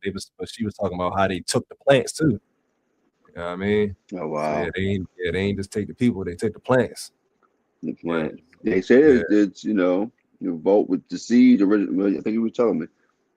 We had a conversation one time, I believe. Yeah, I don't know if it was on a yeah, podcast or not, with yeah. all the Probably original got it seeds from and all them, that right? good stuff somewhere. Hmm. How about that? Yes, indeed. Shit. Yeah, so, yeah, if you want to subscribe to our YouTube page, check that out. I can share that. I'll share it in a minute to show y'all what it look like. I keep forgetting that when I click out, it doesn't follow me. Um, all right, so let's check out one more thing. You got all types of stuff, t-shirts and coffee mugs and stuff like that too.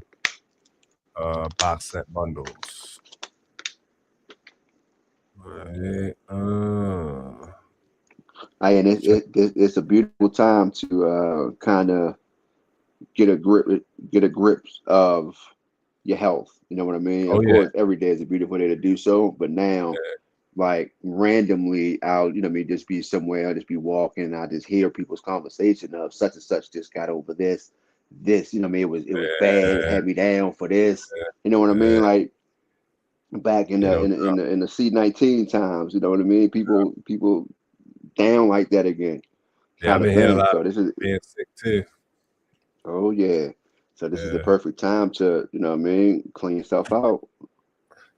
Try to try to avoid it as much as you can. I be feel like certain days I feel it try to attack me, but it only come to me in forms of like this mucus coming out. You know what I mean? Because you know what I mean. I know black seed oil takes a lot of mucus out, and I'm a black seed oil, sea moss and shit like that.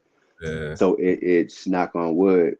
I can feel it trying to, but then after a few, mucus joints come out, we drink some tea and shit like that, it be out the window.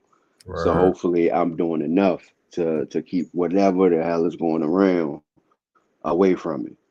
Yeah, Cause yeah. like I said, it was random conversations from different people that I don't Oh even yeah, know. right, But it right. seemed like it's affecting a lot of, excuse me, a lot of people right now. Yeah. I see a lot of people on YouTube, I mean not YouTube, on Facebook posting how they Yeah. were sick, got sick. And even the radio people, the people on the Mm, radio was talking about how they've been sick and it was the worst flu they ever caught recently, yeah. like a week ago. Like, man, it was the worst flu I ever had in my life. You know what I mean? They Crazy, talking about, man. yeah, a lot of people talking about being sick lately. You know what I mean? So yeah, it's you know what I mean. It starts with us. Shit, Yeah, it starts yeah, with us. yeah, indeed. All right. So yeah, so that's pretty much it. But check her out because this keep clicking off when I'm clicking on these links. It's taking me to a different page. Mm, I mean, it's still her page, but just like okay, a different tab that's not shared with got you. y'all. So yeah, just check her out. Calabashtea.com, All right, she got a bunch of stuff.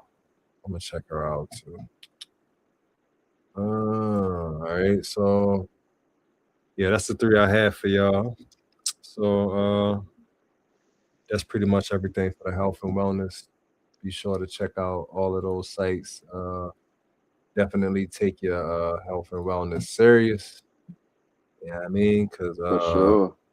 I would imagine as time goes on, that it's only going to get worse because the foods is more processed than ever. You know what I mean? We know Hmm. that chicken ain't always chicken. And even if it Right. is real chicken, it's still chicken. Like, you know what I mean? Even they say chicken is a hybrid animal that was created from mixing into other animals. You know what I mean? So yeah, even if it is real chicken, it's still not good. But even now, but Yeah, it's even still so with bad. that, they're saying the chicken is all types of other meat, rat meat or whatever meat. You know what I mean? As I would imagine. Because how the fuck everybody eating all this chicken every single day? You know what I mean? We eat chicken every single Yeah. day.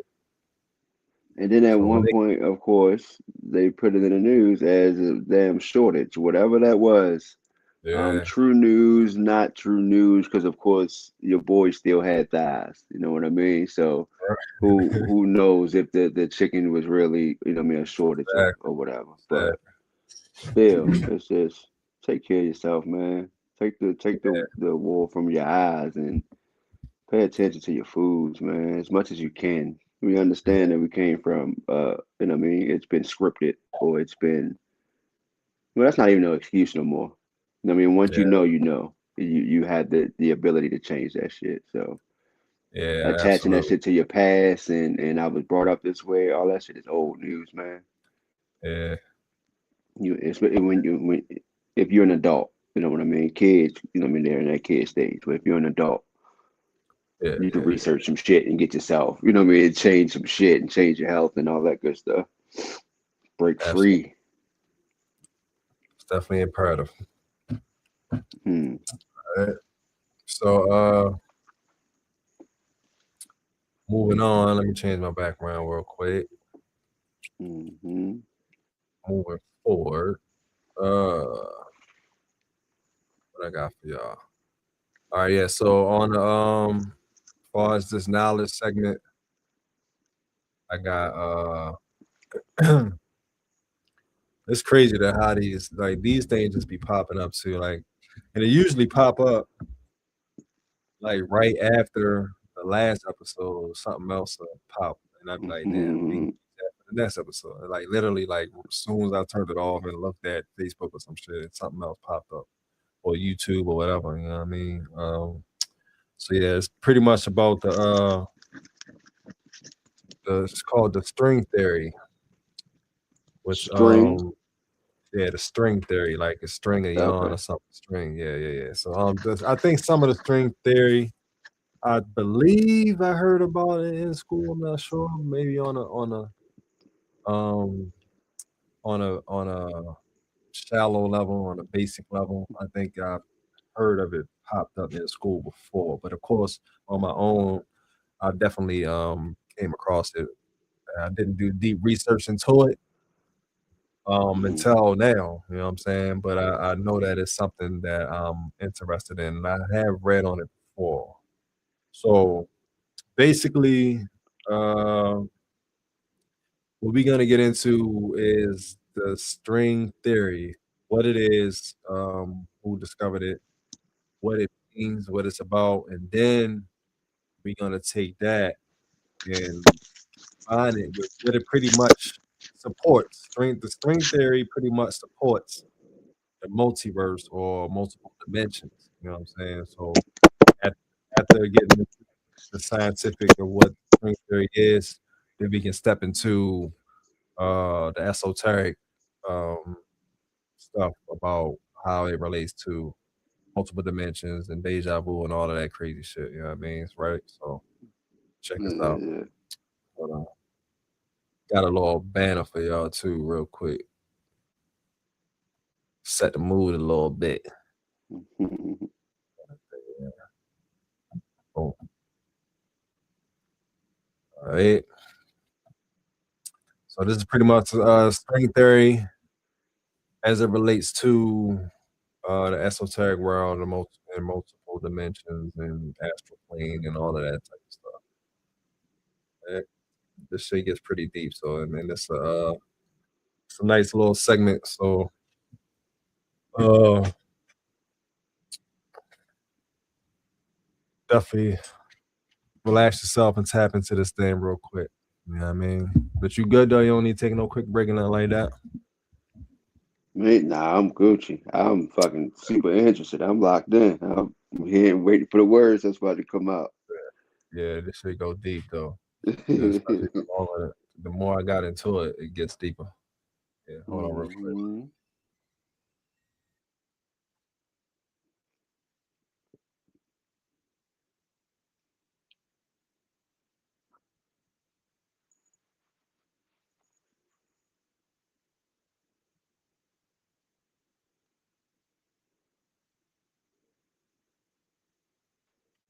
All right. So yeah, let's get into this thing. Let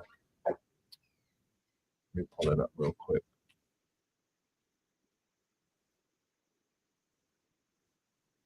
All right, so for the first part of it, and it goes really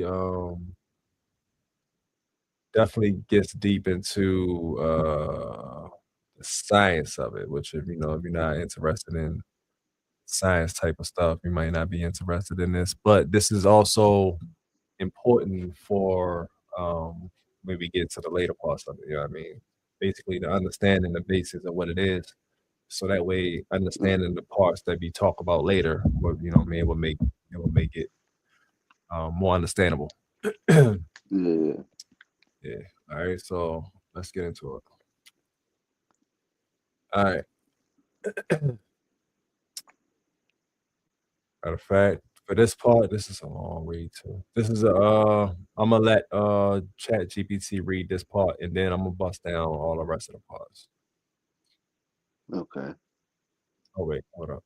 I gotta share my shit. My bad, y'all. Let me get rid of it. I got a lot of shit up here too. I need to get rid of this stuff. My bad, y'all. Give me a second.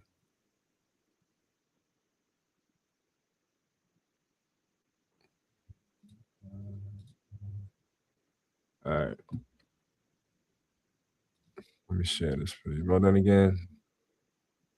Yeah, let me share. Let me share. Let me share. Let me share.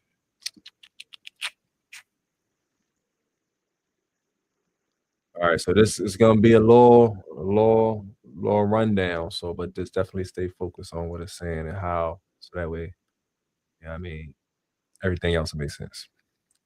Mhm.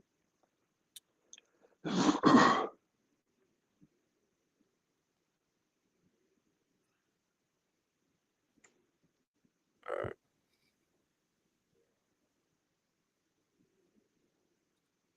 all right, here we go. 30-minute podcast breakdown. String theory, facts plus wonder, conspiracy corner. Written like a solo host script with optional co-host prompts. Feel free to ad-lib. Cold open. Open quote. Host cinematic. What if everything you've ever touched, every atom in your body, every star in the sky is basically music? Not metaphorically, literally, as in tiny strings vibrating, and what we call matter is just the notes those strings play. Close quote. And if that's true, then reality isn't made of solid stuff, it's made of patterns.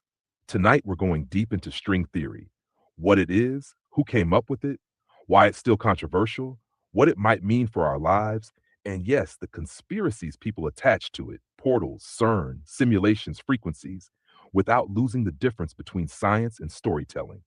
Let's go.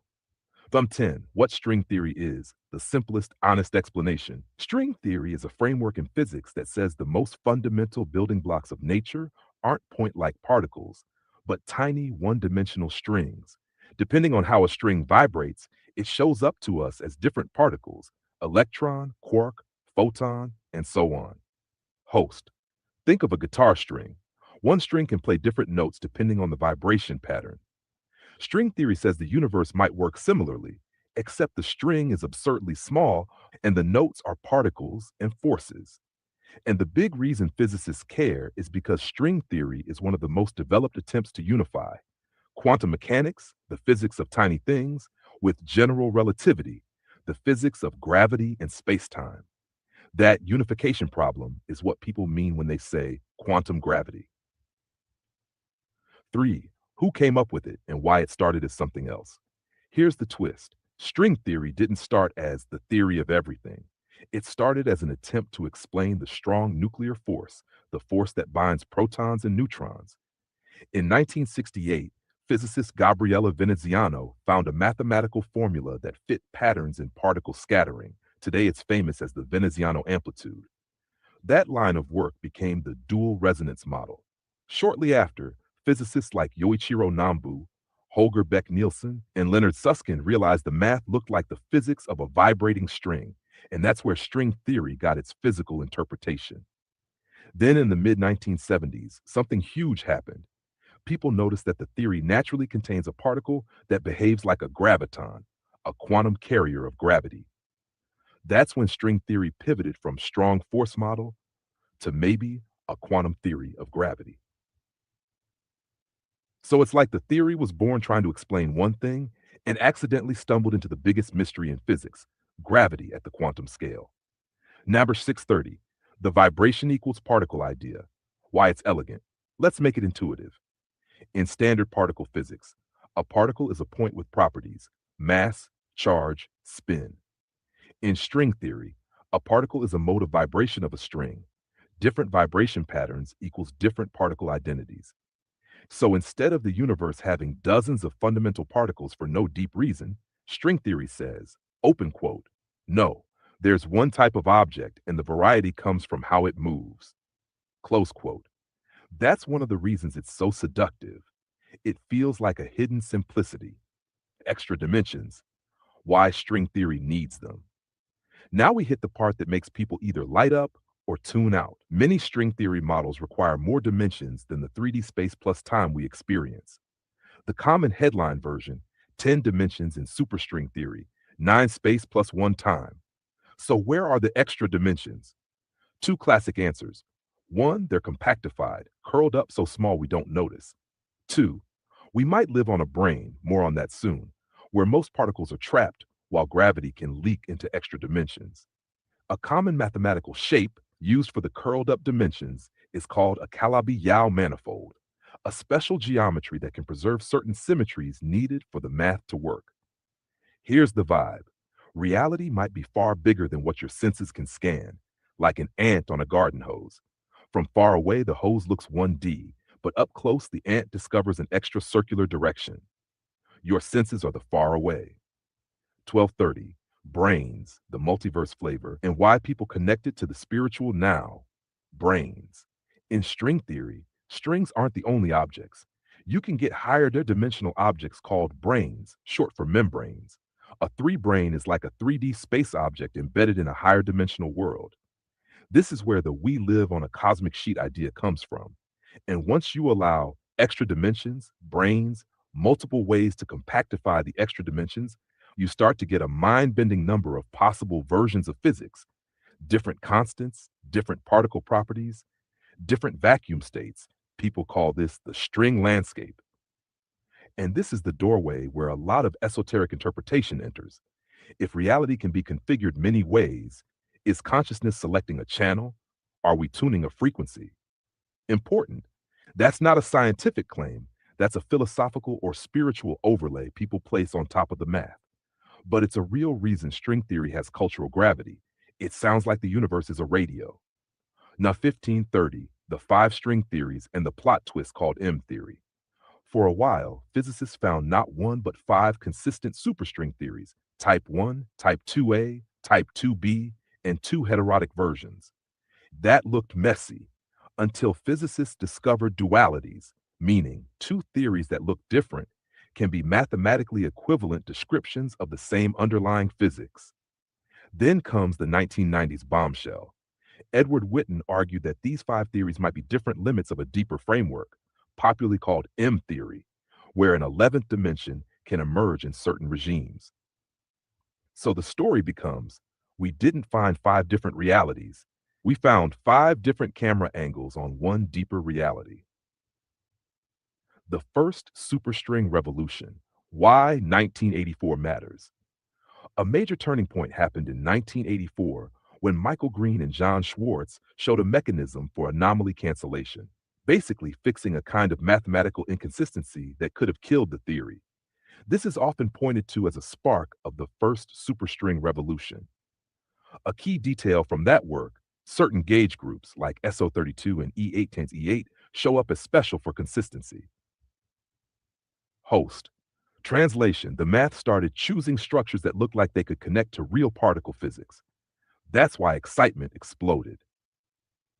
One of the biggest wins, holography at SCFT, and why it feels like a simulation story. Even if string theory hasn't been experimentally confirmed as the ultimate theory, it has produced ideas that turned out to be insanely powerful. One famous example, SCFT correspondence, proposed by Juan Maldacena in 1997. It suggests, in certain settings, a gravitational theory in a higher dimensional space-time can be equivalent to a non-gravitational quantum theory on its boundary. This is where the popular holographic universe vibe comes from. Open quote, host. If the full 3D world can be encoded on a 2D boundary, people immediately go, so reality is rendered? So the universe is coded? So yes, this concept gets pulled into simulation talk. But again, physics here is very specific and mathematical. The pop version is poetry, close quote. 2230, the hard truth, why string theory is controversial. Now we got to be honest. String theory is mathematically rich, but it faces major criticisms like lack of direct experimental evidence. The relevant energy scales may be far beyond current colliders. many possible solutions, the landscape problem, making it hard to produce unique, testable predictions. So in the physics community, you'll see people who think string theory is our best shot, people who think it's elegant but not predictive enough, and people who think a different approach will win. Open quote. Host string theory is like a map of a kingdom. That might be real, but we haven't found the bridge that gets us there. Close quote. 2430, how it relates to our lives. Grounded plus mystical without lying. Let's bring it home. 1, the music of reality mindset. Even if string theory isn't proven as the final answer, it reinforces a worldview that matter isn't solid. It's structured activity, fields, interactions, patterns that can change how you relate to life. You're not a brick. You're a process, a pattern that persists. R2, humility and scale. String theory pushes the idea that reality might have layers we can't directly perceive, dimensions, hidden geometry, deeper rules. That can cultivate humility. My senses are not the limit of existence. 3, meaning and metaphor. If everything is vibration, it's tempting to jump to frequency healing equals physics proof. Here's the clean line. Physics supports that waves, resonance, and vibration are fundamental in nature. Physics does not automatically support every spiritual or wellness claim people attach to frequency. But metaphor still has power. Open quote, tune your habits like an instrument. Choose environments that resonate with your highest self. That's psychology and philosophy, but it's a beautiful use of the idea. Close quote. 27, conspiracy corner. Fun, cultural, but separated from evidence. All right, let's talk about the stories people attach to string theory. Conspiracy theme number 1. CERN is opening portals. You'll hear claims like colliders rip holes in space-time, summon entities, open dimensional gateways. What the science says, colliders smash particles to study fundamental physics. There's no evidence of portals being opened in the supernatural sense. People often mix up real concepts, extra dimensions, quantum fields, black holes, with dramatic interpretations. Conspiracy theme number 2. String theory proves the multiverse, therefore reality is engineered. String theory has mathematical structures that can allow many possible vacua, different low-energy worlds. But allows is not proves, and many solutions exist is not the same as we are decided in simulation. Conspiracy theme number 3. They already know it's true. They're hiding it. This one appears in every domain. The reality is, string theory is openly published, argued about, criticized, and debated constantly in public papers and conferences. Its biggest weakness isn't secrecy, it's testability. Open quote, if anything, the conspiracy is that reality refuses to hand over easy evidence. Close quote. 29, closing, a clean takeaway. So here's the mature, balanced takeaway. String theory is an ambitious attempt to describe nature with tiny vibrating strings instead of point particles. It grew from 1960s particle scattering math, Veneziano, into a quantum gravity candidate. It suggests extra dimensions and deeper geometric structure. It produced powerful ideas like ADS-CFT that changed modern theoretical physics. But it's still not experimentally confirmed, and that's the central controversy. And for the esoteric mind, string theory is a reminder that reality might be far stranger than our surface experience, yet the deepest wisdom is learning to hold wonder and truth at the same time.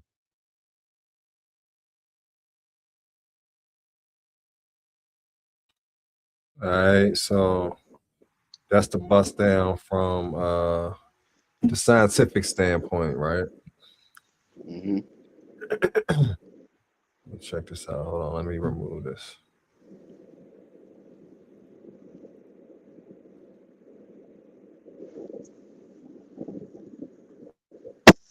All right. So let's keep the thing going.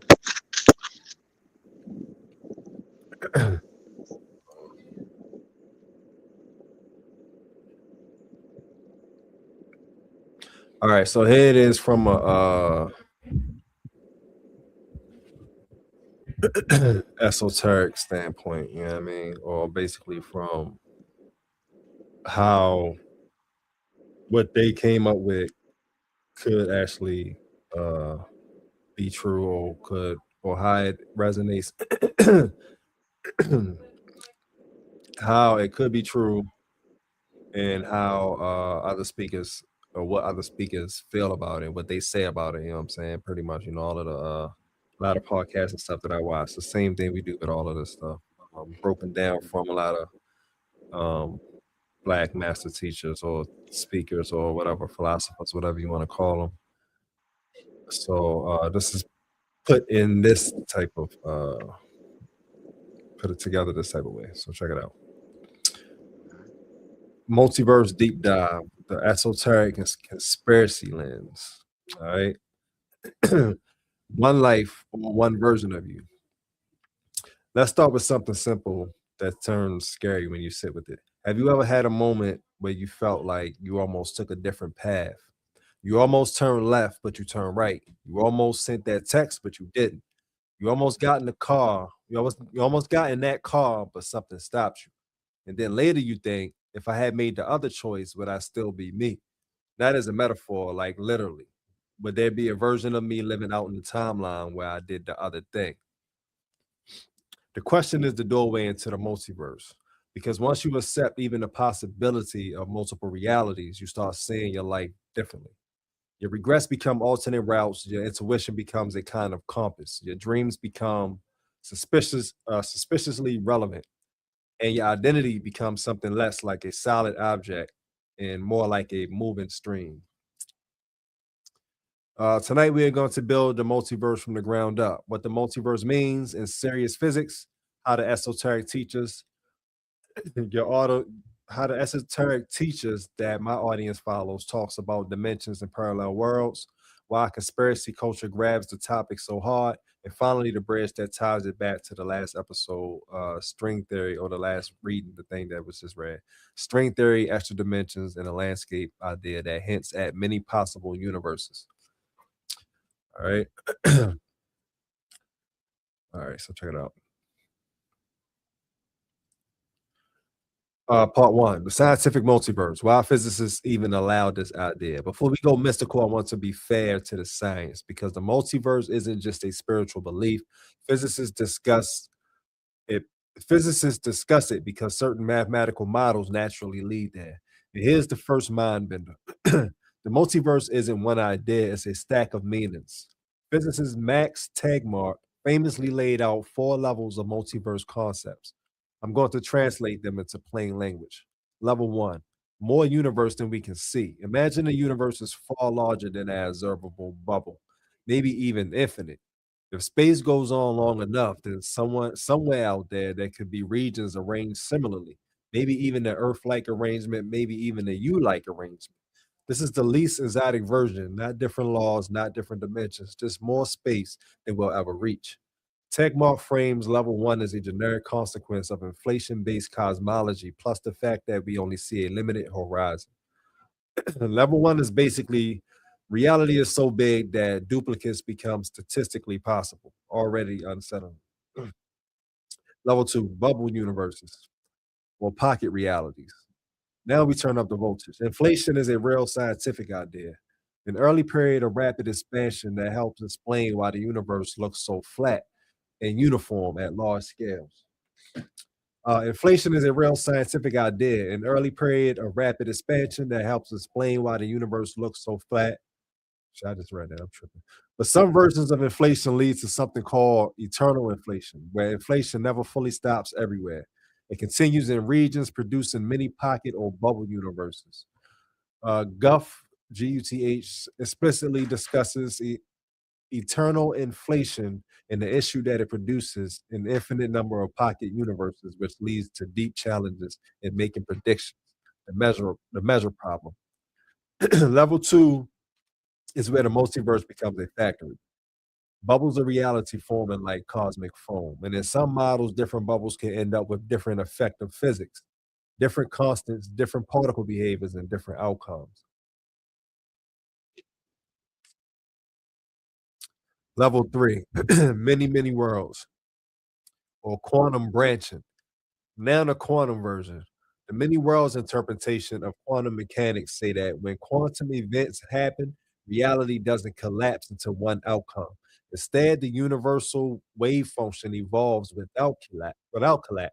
And what we call measurement is basically the observer becoming entangled with an outcome, while other outcomes persist in other branches.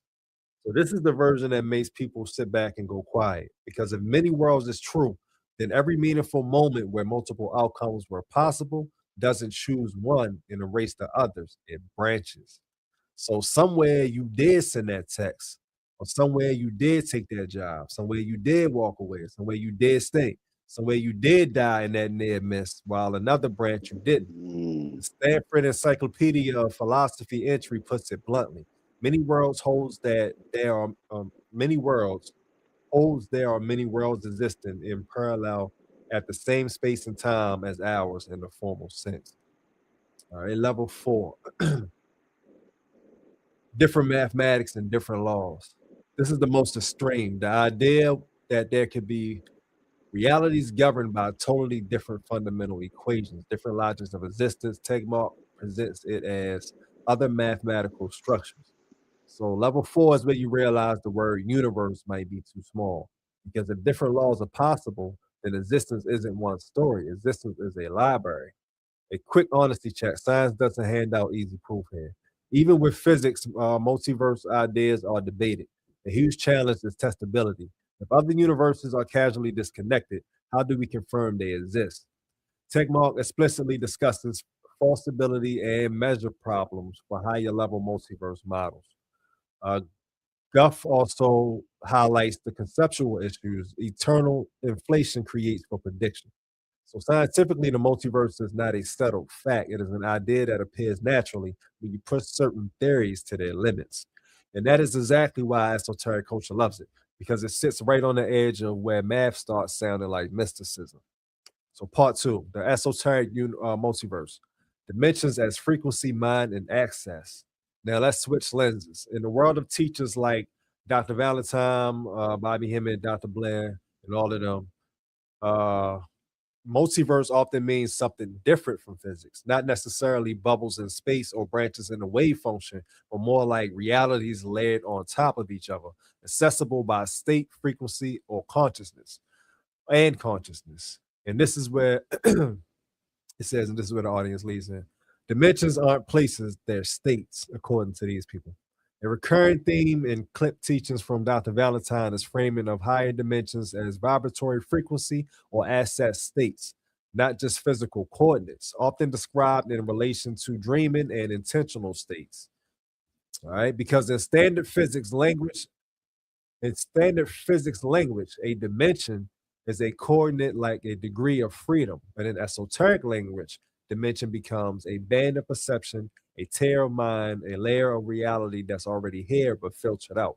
So the multiverse becomes less like faraway places and more like hidden channels of the same broadcast. Bobby Hemmett, Parallel Universes and the Gateway Theme, Dreams, Doors, and Symbols. Bobby Hemmett has lectures circulated explicitly tying to parallel universes, language, including talks framed around dreamland as a gateway to other worlds and breakdowns of universe A and B concepts in popular uploads. Whether you agree with his metaphysics or not, the structure of the idea matters. The waking world is one channel, dream states can be another channel. Symbols aren't decorations, they're navigation. So the multiverse isn't only out there, it's within and beside. And that's where the conversation gets dangerous in a good way because it forces your audience to ask things like if other realities exist, is their mind a receiver or a creator? But y'all, pause right there real quick. But yo, I'm sure you have though. But yo, do you remember a dream where you had that just fucking like yo, you just knew that that shit was real. It wasn't no dream. You was there, and it was somewhere else. Crazy enough, this last past week also, all my dreams been that way. My dreams been fucking vivid. I woke up Yeah, almost was ready to ask my lady, who was the chick that I was talking to, as if it really happened, but it didn't. It was right, in my fucking dream. right. So, but it's crazy because I Yeah, wake up twice. Like yeah, I'll dream about it. It's vivid. I wake up probably like five something in the morning. I got to start paying attention to these times to like right. use the bathroom or something like that. And then when I go back to sleep and I wake back up, I know that I had a vivid dream, but I can't tell it back to you at that time. If I would have written it down at that 5 o'clock hour, or That whatever moment, time I yeah, gotten up, I would have been yeah, able to do so. So now I'm starting to think it's not just to use the bathroom that I'm getting up at these times. I need to start writing this shit down. yeah, Because yeah, I remember that shit so vividly during that time, but not when I, get up and prepare myself for work or some shit. So hell right, yeah, right, this whole fucking week has been crazy when it comes to dreams. That shit has been yeah, weird. Hell yeah. yeah. With my joints, I mean, I definitely been dreaming like crazy this week. But yeah, like you too, I haven't written them down. But at one point, I definitely kept a book right next to the bed to where the point I would wake up and write Yeah. them down. But I always seem to fade out on that. I never keep up with it. You know what I mean? Yeah. But my my dreams that whenever I have it, I literally only probably had a dream like this maybe 10 times, maybe 10 between 10 and 20 times out of my whole life. You know what I Mm. mean? But it's not even about what the dream is about. It's about how I feel when I be in the dream. You know what I mean? Yeah, Like, yeah, yeah. yeah, to the point where I'm like, yo, I'm definitely here wherever I am. And it's usually seeming like it's like some future or some alternate universe or something. And yo, Yeah, the yeah. thing that connects all of those dreams is that somebody that I know in the waking life, Hmm. like the last time it was my fucking boss, the nigga that, you know what I mean, it was fucking my boss. He was in the dream and the last one that I had. And every single time that I had one of these dreams, a certain person that I know, and he was the last person, they always turn to me and be like, yo, what you doing here? You know what I mean? Like, what the fuck? Like, how did you get here? Like, Right, right, right. times where they ask me, like, yo, what you doing here? Like I ain't supposed to be there and stuff, and that's, Right. hey, and that be the dreams that I feel be the realest. But usually for me to have those types of dreams is when I'm like I fall asleep by myself, like nobody else is around me. You know what I'm saying? I'm in a Okay. room by myself. The TV is off or something, or it's some relaxing sound, like some high Yeah, vibration yeah. sound. Yeah, I'll dream about stuff like that then too. You know Just what I your mean? energy is not mixed with nobody Right, else's. right. Yeah, that's Yeah. yeah, that's when I start saying shit like in the future type, yeah. Yeah, it's Hey, the real. more and more the more and more I read into it and all that type of stuff, man, the more relaxed I am when, Yeah, I mean, like certain stuff like it happens. Because I yeah, even, like, I asked when you brought up about, missing certain things or whatever the case may be. And I yeah, was curious about that. It came up in my ask. So I said, let me ask chat about missing. It's been a few occasions where I was supposed to be somewhere and something bad happened, but I missed yeah, it for whatever reasons, work or just whatever little small reasons I missed it.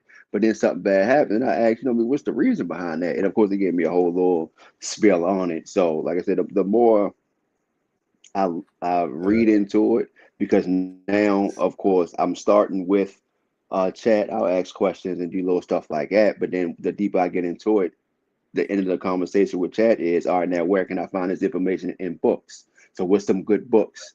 Based off the questions that I asked you and the direction I'm going into, now what's some good books I can read? So I got yeah, two books coming to me right now. And one of them, because you mentioned symbols, talking about Dr. Valentine or Dr. Blair or something like that, it is a book about symbols. They said that is a great book to start, a great place to start. yeah, I'm gonna tell you the name of the book. uh what the hell the name of it? But and it's about goddamn symbols. yeah. Because of that shit is surely all connected. It's Oh surely yeah, all connected. oh yeah. Yeah, where it go? I know where that far. Oh, okay. Man and His Symbols by Carl Jung, Jung. Okay, I feel yeah, I like heard that. you mentioned his name before. Yeah, Yeah, but Man and His Symbols, and the next book will be The Power of Myth by Joseph Campbell. Those are the two books I'm starting off reading.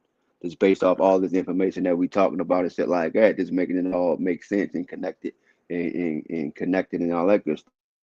right. Yeah, definitely gotta check them joints out.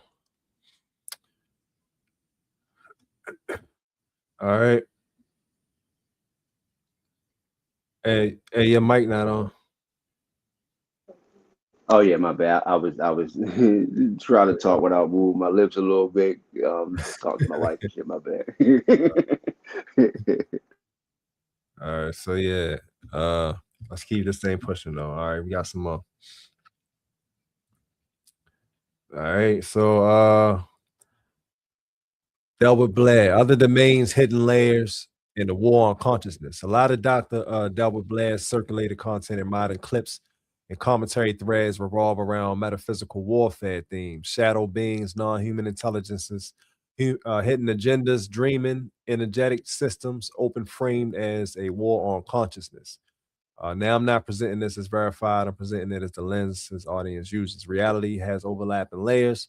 Not all beings are operating on the same layer, and the main battlefield is perception. In that worldview, the multiverse isn't a natural science concept, it's a political and a spiritual one. Because if reality has layers, then controlling which layer you believe in controls your entire life. uh,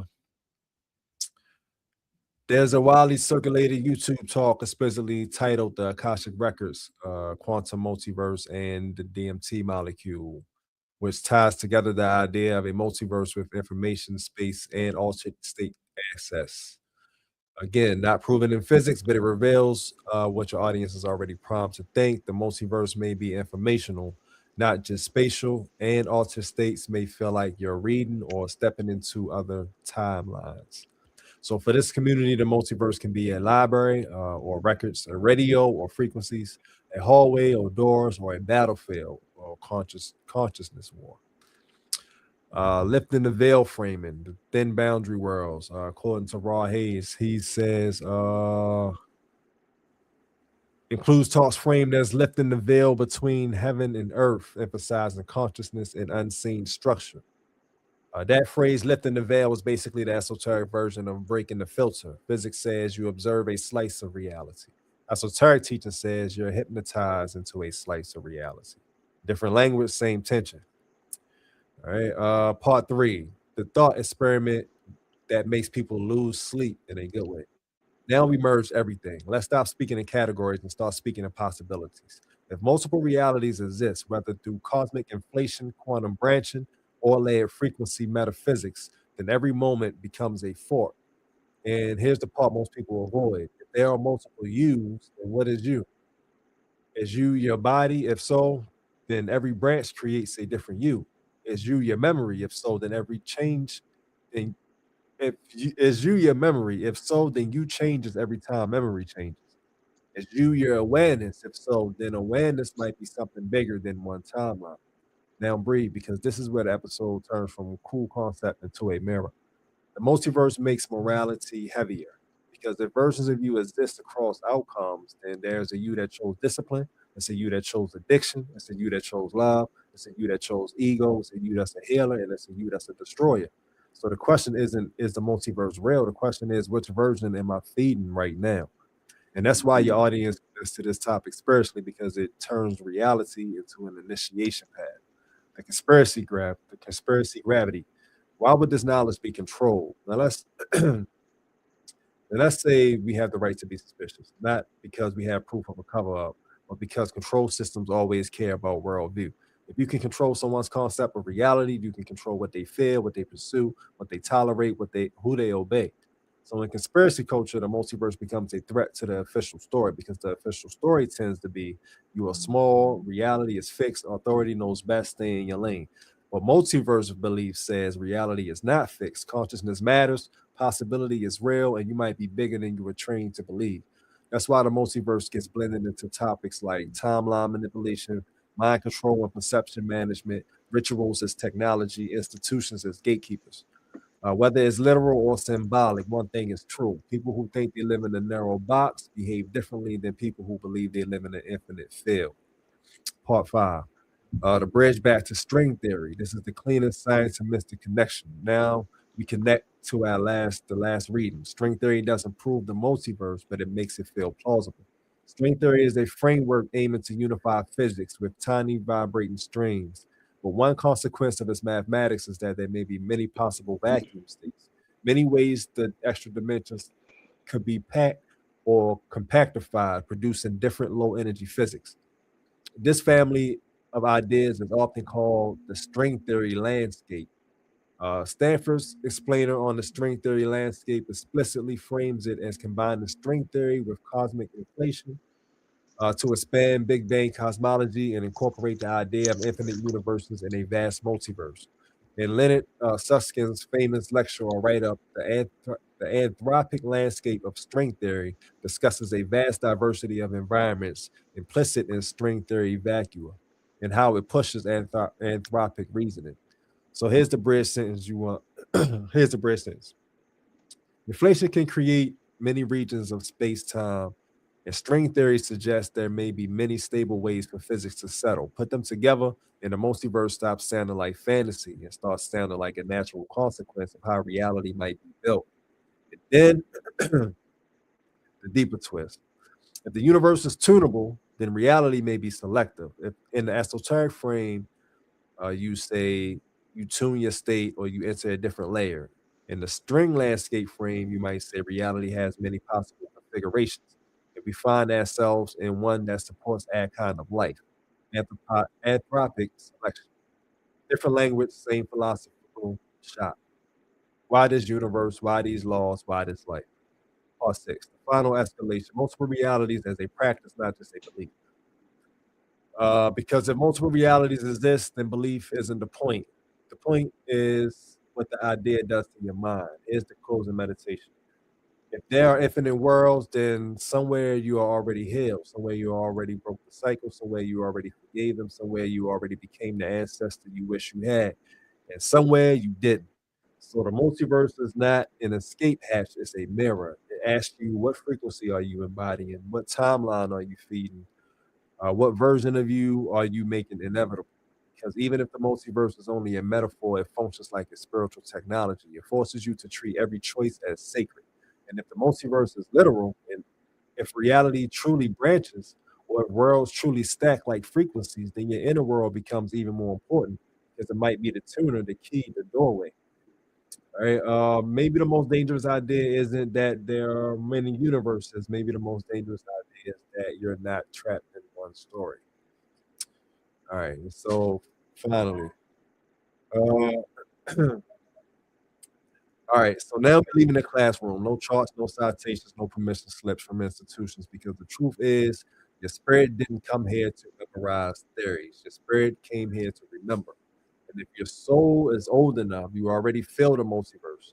That is a sci-fi hallway with shiny doors, but it's a living ocean of realities layered like breath on glass. The first secret, the multiverse is inside you. They taught you the universe is out there, but the elders, real elders, always said that the outer world is the echo of the inner world. So when you hear multiple realities, don't picture distant galaxies first. Picture you sitting still listening. Because within you, there are versions, the you who stayed asleep, the you who woke up, the you who became bitter, the you who became a healer, the you who became a wealthy but hollow, the you who became simple but free. Here's the esoteric truth. Those versions aren't imaginary. They are real currents in the ocean of being, and you are the point where the currents can be chosen, not chosen with force, but chosen with frequency. The second secret, Mm. reality is a tuning fork. Your thoughts aren't just thoughts, they are commands. Your emotions aren't just feelings, they are coordinates. When you hold grief long enough, you don't just feel sad. You enter a neighborhood of reality where sadness is common. When you hold devotion, gratitude, discipline, you don't just improve your mood. You step into a version of the world where those qualities have gravity. People think manifestation is about getting things. No, manifestation is about relocation. You don't make a new world; you move into the one that matches you. The third secret, your dreams are not decoration. In an esoteric map, dreams are not random. Dreams are where your spirit goes when your waking personality stops gripping the wheel. That's why you wake up with information you can't explain. That's why you wake up with warnings. That's why you wake up with the feeling that you are somewhere real. Dreaming is the rehearsal space of the multiverse. The astral is the lobby. And your symbols are your passport stamps. If you want proof, ask yourself, have you ever dreamed something and later life echoed it like a rhyme? That's not coincidence. Mhm. That's the multiverse showing you its handwriting. The fourth secret, deja vu, is timeline friction. Deja vu is not just your brain glitching. Deja vu is when two neighboring realities brush shoulders. It's when you briefly remember a scene that belongs to the version of you that turned left instead of right. It's when your spirit says, "We've been here, but in a different order." That's why deja vu feels holy and unsettling at the same time. Because for a split second, you realize your life is not a straight line, it's a braid. The fifth secret, your ancestors are not only behind you. In an esoteric view, ancestry isn't only the past. Your bloodline is not just what came before you. It's also what is trying to come through you. Somewhere in the multiverse, your line healed itself. Somewhere your line didn't. So you're just not living for you. You're living at a crossroads where an entire lineage can change direction. That's why a struggle feels bigger than the moment, because it is. The sixth secret, they are watchers. Now we're going to say the quiet part. If there are many layers of reality, there are many kinds of beings. Some feed on fear, some feed on worship, some feed on confusion, some feed on love, some guard thresholds, some test initiates. Not because you're special, because energy is real. So the first rule is not paranoia. The first rule is sovereignty. Do not broadcast desperation. Do not worship your wounds. Do not romanticize your chains, because they are currents that will answer whatever you continuously announce. The seventh secret, that that you think you are is a mask. Your name is not your identity. Your job is not your identity. Your history is not your identity. Those are garments. The real you is the witness behind the garments, the one that has worn many names, many bodies, many worlds. And when people ask which reality is the real one, the esoteric answer is the real one is the one you can hold, because reality is negotiated through attention. The eighth secret, ritual is technology. When your audience hears ritual, some think candles and aesthetics. No, ritual is how you program the subconscious. Ritual is how you align your body with your spirit, Ritual is how you declare to the unseen, "I'm not drifting, I'm staring." Prayer, fasting, breath work, chanting, discipline, celibacy, shadow work, these are not self-help. These are coordinates. They change what realities can stick to you. The ninth secret, the multiverse is moral. This is the part that's going to land heavy. The multiverse is not just possibility. The multiverse is accountability. Because if infinite versions of you exist, then you can't hide behind the answer, "That's just how I am." Somewhere you are the best you. So the question becomes, why aren't you visiting that version more often? And the answer is simple and terrifying, because you haven't matched the frequency yet. The 10th secret, you are the portal. So let me end this the way the elders would. You keep looking for portals in government labs and mountains and secret temples. But the real portal is the moment you choose truth when a lie would be easier. The real portal is the moment you choose discipline when comfort would be easier. The real portal is the moment you choose love when hatred would be easier. That's when timelines split. That's when worlds change. That's when you move. So tonight, don't ask, is the multiverse real? Ask, what realities are my habits voting for? What realities are my emotions building? What reality does my spirit recognize as home? Because the multiverse isn't coming. It's here. It's layered over your life like cities. And every day you wake up, you're choosing which city gets your footsteps. All right, you are not trapped in one world. You are the one who decides which world gets to keep you. Yeah, Uh, that's that's a yeah. Awareness, yeah, right. awareness. Hey, and when it comes to emotions, I heard it two ways to look at it, right? And Yeah, one of them was like what he said, you compared it to the sky. Yeah, it's like, what I mean, we're the blue sky. And yeah, I mean, you got dark clouds, you got gray clouds, but the clouds are what's moving, they're passing by. So you can look yeah, at all your dark thoughts, all your the whatever, the negativity and all that as the clouds. And you can either, I guess, jump onto the cloud really and really ride away with it, let it carry you away, or you can, what do you say? He said, that's interesting. That's an interesting thought. You know right. what I mean? Try to, figure out where it came from, but watch the Yeah, cloud go by, because the cloud is meant to leave, and the sky is always meant to be there. And the Absolutely. second one was he compared it to the ocean. He's like, we are the ocean, kind of thing. You know, you got the ocean, then you got the waves. Waves are meant to Uh, crash, they meant to be calm and all that type stuff, but waves come and go. So look at it as we are the ocean, and your emotions are the waves. Some indeed. waves may, yeah, you know, I mean, they may come and crash hard and all that. It may be something heavy or whatever the case may be, but it shall pass as well. Yeah, And once I heard it in those ways, I'm like, yeah, that's pretty dope. A dope way to look at it. That yeah, is a dope way to look at it.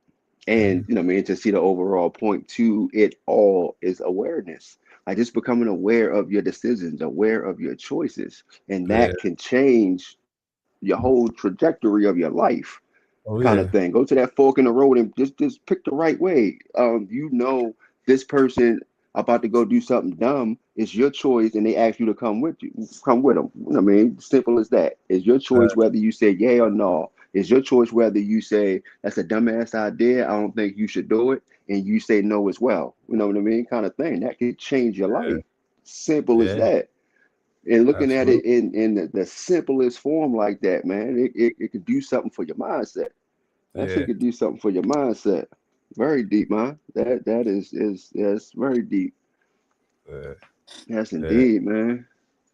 yeah. So that is that something that you like uh or believed in or dealt with, or what's your exact beliefs on the multiverse type of situation? Like on some I'll go first though. Like the one of the movies, the one, yeah, that's pretty much Okay. explaining the multiverse like in the best in the most simple way, I should say. You know what I mean? Because I'm sure there's a whole lot of movies that breaks it down more complicated. But the movie I the better say one, I can give you another one too. yeah, I can imagine they go deep. Some of them you probably don't even know they talk about that shit. You know what I mean? Yeah, right, for sure. Because I looked Yeah, them up too. All movies that, you know what I mean, that gives us these messages and shit like that. yeah, But when yeah, it comes to the multiverse, I don't know if you've seen something called the Adam Project. yeah. I heard about it. I Yeah, don't yeah, think I yeah. The watched Adam it. I think I put Project. it on my list to Yeah. watch though, but I ain't never watched Yeah, yeah, yeah, yeah. That's one of it. them the movies I'll throw on too. Yeah, yeah, And it's yeah. crazy because the younger self, the older self had to come back, had to jump back. I mean, a few years, and he ended up running into his younger self, and he Right, needed his younger self in order to, you know, what I mean, to finish out some shit or whatever the case may be. right, But right, and that's multiverse type of shit, and it also explains, which is crazy, how someone from the future was jumping back to work with her younger self and made her who she is, you know, meant right. to be And in the future. Like that shit is fucking crazy. Like yeah, you just sitting here as your younger self, and then somebody comes walking in as your older version of you right, and say, right, "Hey, right. I got the ideas, I got this. Just do it this way, and then we're gonna be rich." And they've been doing that for years, kind of thing. Like that'll Yeah, open your mind to, is that shit oh really yeah, fucking happening? oh yeah, Like, how are these oh people really getting rich like this? Is people jump yeah, back to giving them information or whatever? Shit is wild, man. yeah. But my bad, Hey, you was nah, finishing your shit. you good, you good. Yeah, but yo, and hey, trust me, I've always been a thinker like that. Like I've always believed that these types of things are possible. Always been into what you call space type of shit, future technology type of thing, multiple dimensions, multiple universes, all of that type of stuff. You know what I'm saying? So yeah, me from my end, I definitely can see it both ways though. I can see it as it being inside of you and you being able to I guess bring up these different versions of yourselves, but it not actually being a physical place because you know, allegedly we're not even in a physical place. Like this ain't even real according to some uh people, scientists, even some scientists, you know, break it down as this is just like it's like a hologram type of situation. So if you're looking at it from that level, then you know, of course, I can see the multiple universes being the inside thing. You know what I mean? But at the same time, on the physical level, I've thought about it a lot too. Like, yo, you know what I mean? Maybe what if? Because there was a lot of times that something happened, and I was like, yo, did that shit really happen? And I like something like split the timeline? Because yo, how the fuck? You know what I mean? Like the one most prominent time is when I think I'm pretty sure I told you this. I'm not sure if I did, but I'm pretty sure. But when we first moved to Atlanta and dudes outside got to shooting and the fucking bullet came through Oh yeah. the apartment right over top of my head. Like literally, if I like I always say, if I was like 6'4", it would have hit me in my head. You know what I mean? Yeah, I remember. Yeah, and the hole, you can look at it after the fact. It was so close that the hot shit from the wall fell on my head, and it was hot from the bullet, and it like gave me a little sting from the plastic shit on the wall from the bullet Right, how passing. close it was. Yeah, you know what I mean? So of Yeah, course, hell yeah. especially since then, I always be like, yo, what if I like actually got hit by that bullet, but like some type of, you know what I mean? Like I even compare it to like I even get so I think about it to the point like what if like nobody actually dies until you older, you know what I mean? But like it's just all different reality type of shit. Like your shit get weird when I really start thinking Yeah, type of shit, you know what I'm saying? But like what do you really go on until you get old? But then every time you run into something that kills you, you learn something, you get wiser, you know what I mean? You move to a different type of reality. yeah. Yeah, you know what I'm saying? So Yeah. yeah, I get deep into that shit for sure. Hey, Man. who's to say you wrong? No, Right, who's to say like you who knows? wrong? You know what I'm saying? Like what the Right. fuck do you know what I I came mean? across a video. It was a video where the guy said, he's never done it through someone else. He it was something they were talking about, but he's Yeah, never done DMT or anything like that, right?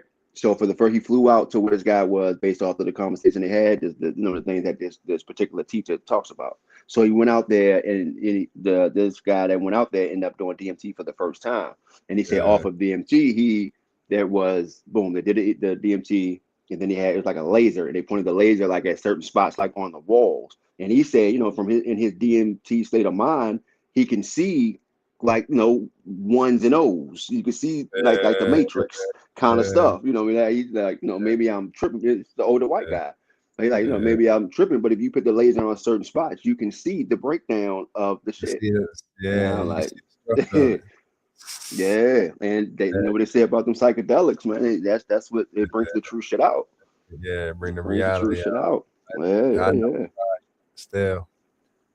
yeah. I be And kind of hesitant, you know what I mean? But oh yeah, yeah, that's me. yeah. Me, me too. You know, Oh, but before we move on to this point, me and my lady was driving, right? yeah, I forgot where we were going. I think we were going like Jersey, New York, one of them. But we uh, were driving, and on the road, sometimes they have those little floppy cones where if you ride over top of them, they'll just come back up. They'll just, pop back up. So you're not like construction cones, but so you won't cross over the line or anything like that. But yeah, they're bolted down in the streets. You know what I mean? But if you do ride over them, it's not gonna mess up your car too much because it's flimsy. But we was driving. I think we were just having a regular conversation, and it appeared that cars in front of us, cars in back of us, like 3 lane traffic joint. We are on the end lane where the poles are. There's probably like yeah, 3, 4 cars in front of us. We just not paying no mind to the sides or anything like that, just in front. And I guess out the corner of our eyes, it just seemed like a car. And on the left side of us, on the other side of those cones, I think there's one space where you're not supposed to be driving, and then you go to the cars coming to the opposite side. But it yeah, appeared that a car just came in and made its way into traffic. And me and Shorty looked at each other, and the cones did not move. Like they're flimsy. yeah, So it should have, if a car went through there, yeah, it should have been flimsy. But nothing. That shit blew our mind the whole ride, trying to figure out where the fuck this car came from. And it just uh, kind of boop boop and was right in there. And it's driving in regular traffic now. But we looking like, okay, no car's supposed to be driving right here. Nothing else right, came out the side, but we seen the car come into the joint, uh, like like last minute corner of the eye type shit, and it caught our attention because we looked at each other like, I know good and well, like where the car come from? That was exactly. it. I've been like a year or something like that. But my belief to multiverse, whatever the case may be, because that shit was weird. Till this day, we can't explain where that car came from. Right, And like I said, no poles, none of them joints moved or nothing. and they're flimsy. They should have moved if somebody was coming from outside of, even if they ran into it, or if he swerved and came back in. Those cones should have moved, but it didn't. I said, yeah, until this day, that shit it's still crazy. It's still crazy. Hey, yo, hey, you never, yo, everything's possible, B. I always say, Oh, yo, yes, indeed. Yes, everything indeed. is possible, bro. You never fucking know. You don't know what this shit is for real. No matter what we, you know what I mean, what we learning, what they telling us, how deep you go into it. You know what I mean? Like, yo, Man, you don't know never the know. past, the whole other shit. You know what I'm saying? Where we are, why the fuck we are. You know what I'm Yeah. saying? Who created this shit? It's definitely intelligent design. It gotta be intelligent design. Mm-hmm. You know what I'm saying? Like this shit is way too complicated. You know what I mean? And simple at the Yeah. same time. Like Right. it's Oh, yeah, for sure. And this, of course, a lot of the things that we believe to be important and all that type shit is not. You know what I yeah, mean? It's far from important. exactly, You know what I exactly. mean? We're far away from it. Yeah, We're far away from what's important, yeah. kind of thing. But So even that's though yeah, this it's just the crazy. artwork of it all, you know what I'm saying? Like all Yeah, of the yeah, like yeah, look at this fucking place. So this shit is beautiful. yeah. Right. You know what I mean? Like, yo, this shit is beautiful, bro. Let me look at the whole, the oceans and shit, man. You know what I mean? Mountains and shit, man. Like, yo, this shit is beautiful. You know what I'm saying? Mm-hmm. Yo, yeah. Ain't no telling, man. Everything is possible. For sure. You know what For I mean? sure. And then you got your folks out there, what they say, of course, pyramids here in the US and all that good stuff, but the tunnels that go right to a supposed other continent or some shit like that. You go through this tunnel and you fuck around right there and all that type shit. Right. So it's, man, come on, yeah. Yeah, ain't no telling Yeah. about the secrets of the inner structure. Yeah, What's right. below? You know what I mean?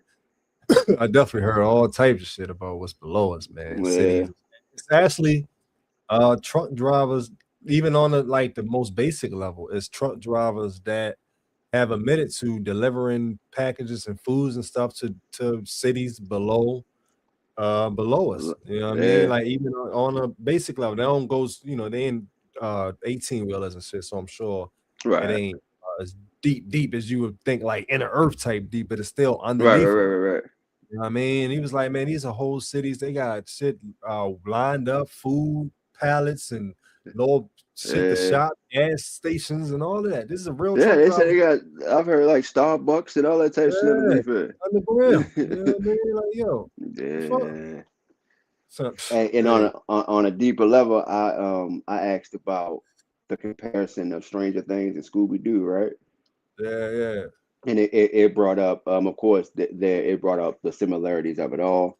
But one specific episode of Scooby Doo, I think it's called the Upside Down or some shit like that, where they were, Yeah, of course, looking for the ghost and all that, and they jumped into the water and they went all the way down, but they end up coming out as right. if Yeah, they were, well, you know what I mean? Like they turned back around and went back up to the top, but they didn't. All they did was swim all the way down, but then they still ended up fucking up, kind of thing. And I do believe that this the type of shit that we're dealing with. You know what I mean? You go further enough underneath that ocean, you may come up on top. You know what I mean? With a different beach. And there was another video that I seen where the guy went. I don't know how far down he went, but it was more water down there, and he tried to touch the water. It was kind of like I don't know, like hard jelly kind of stuff, yeah, I because he saw that. said it still made the ripple effects, but they wasn't able to go through it or anything like that. So it's like, man, who knows, man? Who the fuck Universe is knows? strange, bro. The water, shit under the water, I'm sure it's even stranger. You don't know what the fuck is under that, yo. All Right, that water, right. Then the all deeper that you go water, down, all that darkness. yeah, all that pressure. You can't go down that far. Ain't no telling what's down that Hmm. shit, I'm pretty yo. sure eventually they gonna try to make a robot to do that shit. Oh, they been For trying. go with, yeah, They they'll keep been trying to do trying. that shit. I mean, ain't no telling. They might have fucking actually figured the shit out. They ain't gonna tell us that. Yeah. You know what I'm saying? That's top secret shit right there. If they can Oh yeah. figure out a machine that can withstand any amount of pressure somehow, yeah, they ain't about to say that. Nah. Oh, no, no, Yeah, no. Because they also, of course, got these movies where they have these underground working places, underground little city joints and shit like that. It's a shark movie out there. I forgot what it's called. It's 1 and 2. Where they have like underground working hubs down that motherfucker. And I'm talking about really, really dope, places down this joint yeah, kind of thing. yeah, I forgot the damn name of the movie. I watched both of them though.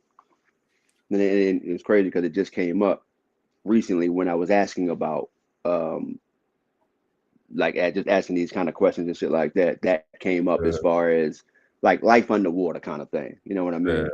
yeah. But I think a good movie to look into for that underwater shit is probably the last Avatar and this new one that just came out. You know what I mean? Because they own the underwater shit with Yeah. these two. And they Yeah, tell you a lot.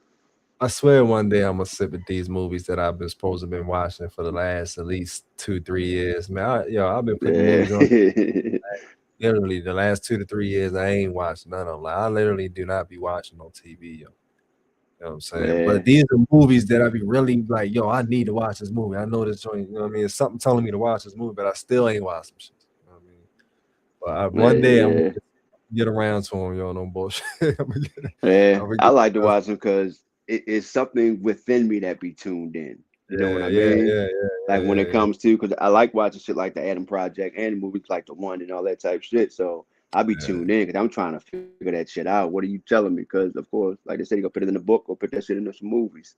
So I'm trying to figure that shit out. And even more today, I didn't even realize how drawn to these particular kind of movies that I was, oh kind of yeah, thing. But now it's like, I mean, now it's for a reason. oh yeah, It's for a reason. It's the way yeah. I'm fucking wired. I used to get it in with the movies, especially you know what I mean, deep movies. Yeah, definitely used to be a, a serious movie watcher back in the day. Yeah, But yeah, now as I'm older, for some reason, I mean, I'm just on my creativity shit. I don't be watching nothing. You know yeah. what I mean? Unless I'm at work and listening to the podcast. That's the only reason I listen to podcasts. I wouldn't even listen to them shits if I wasn't at work in the truck all day. You know what I mean? But yeah, but some watching that shit and listening to some of that stuff sometimes be like, yeah, it be opening you up to some new shit. You know what I mean? Oh Even yeah, though yeah, yeah. some of it is combining with stuff you already know, and then you got a different perspective or whatever. You know what I mean? So then it brings you new ideas and all of that type of shit. So that's good. That's a good part of it. I mean, but Yeah. And that's how I try to look at it when I am giving myself a break to, you know what I mean, to watch something. Because lately I haven't even I realized when I was driving, and it's been going on probably for a few weeks now, getting in the car, um, but my phone directly attached, but it's just lo-fi instrumentals. And and I yeah, realized like a couple of days ago, I said, yo, listened to fucking I haven't right, listened to music with words in a while, outside of, checking real shit. your him album was the only album that I've been listening to lately. And Uh, before, other than that, outside of that, is been lo-fi instrumental joints, and it's been cool and calming to me. I'm not mad at that at all. But right, it's funny that I didn't pick up on it beforehand. I'm like, you know yeah. what? Shit, I haven't been listening to no fucking music. Oh yeah.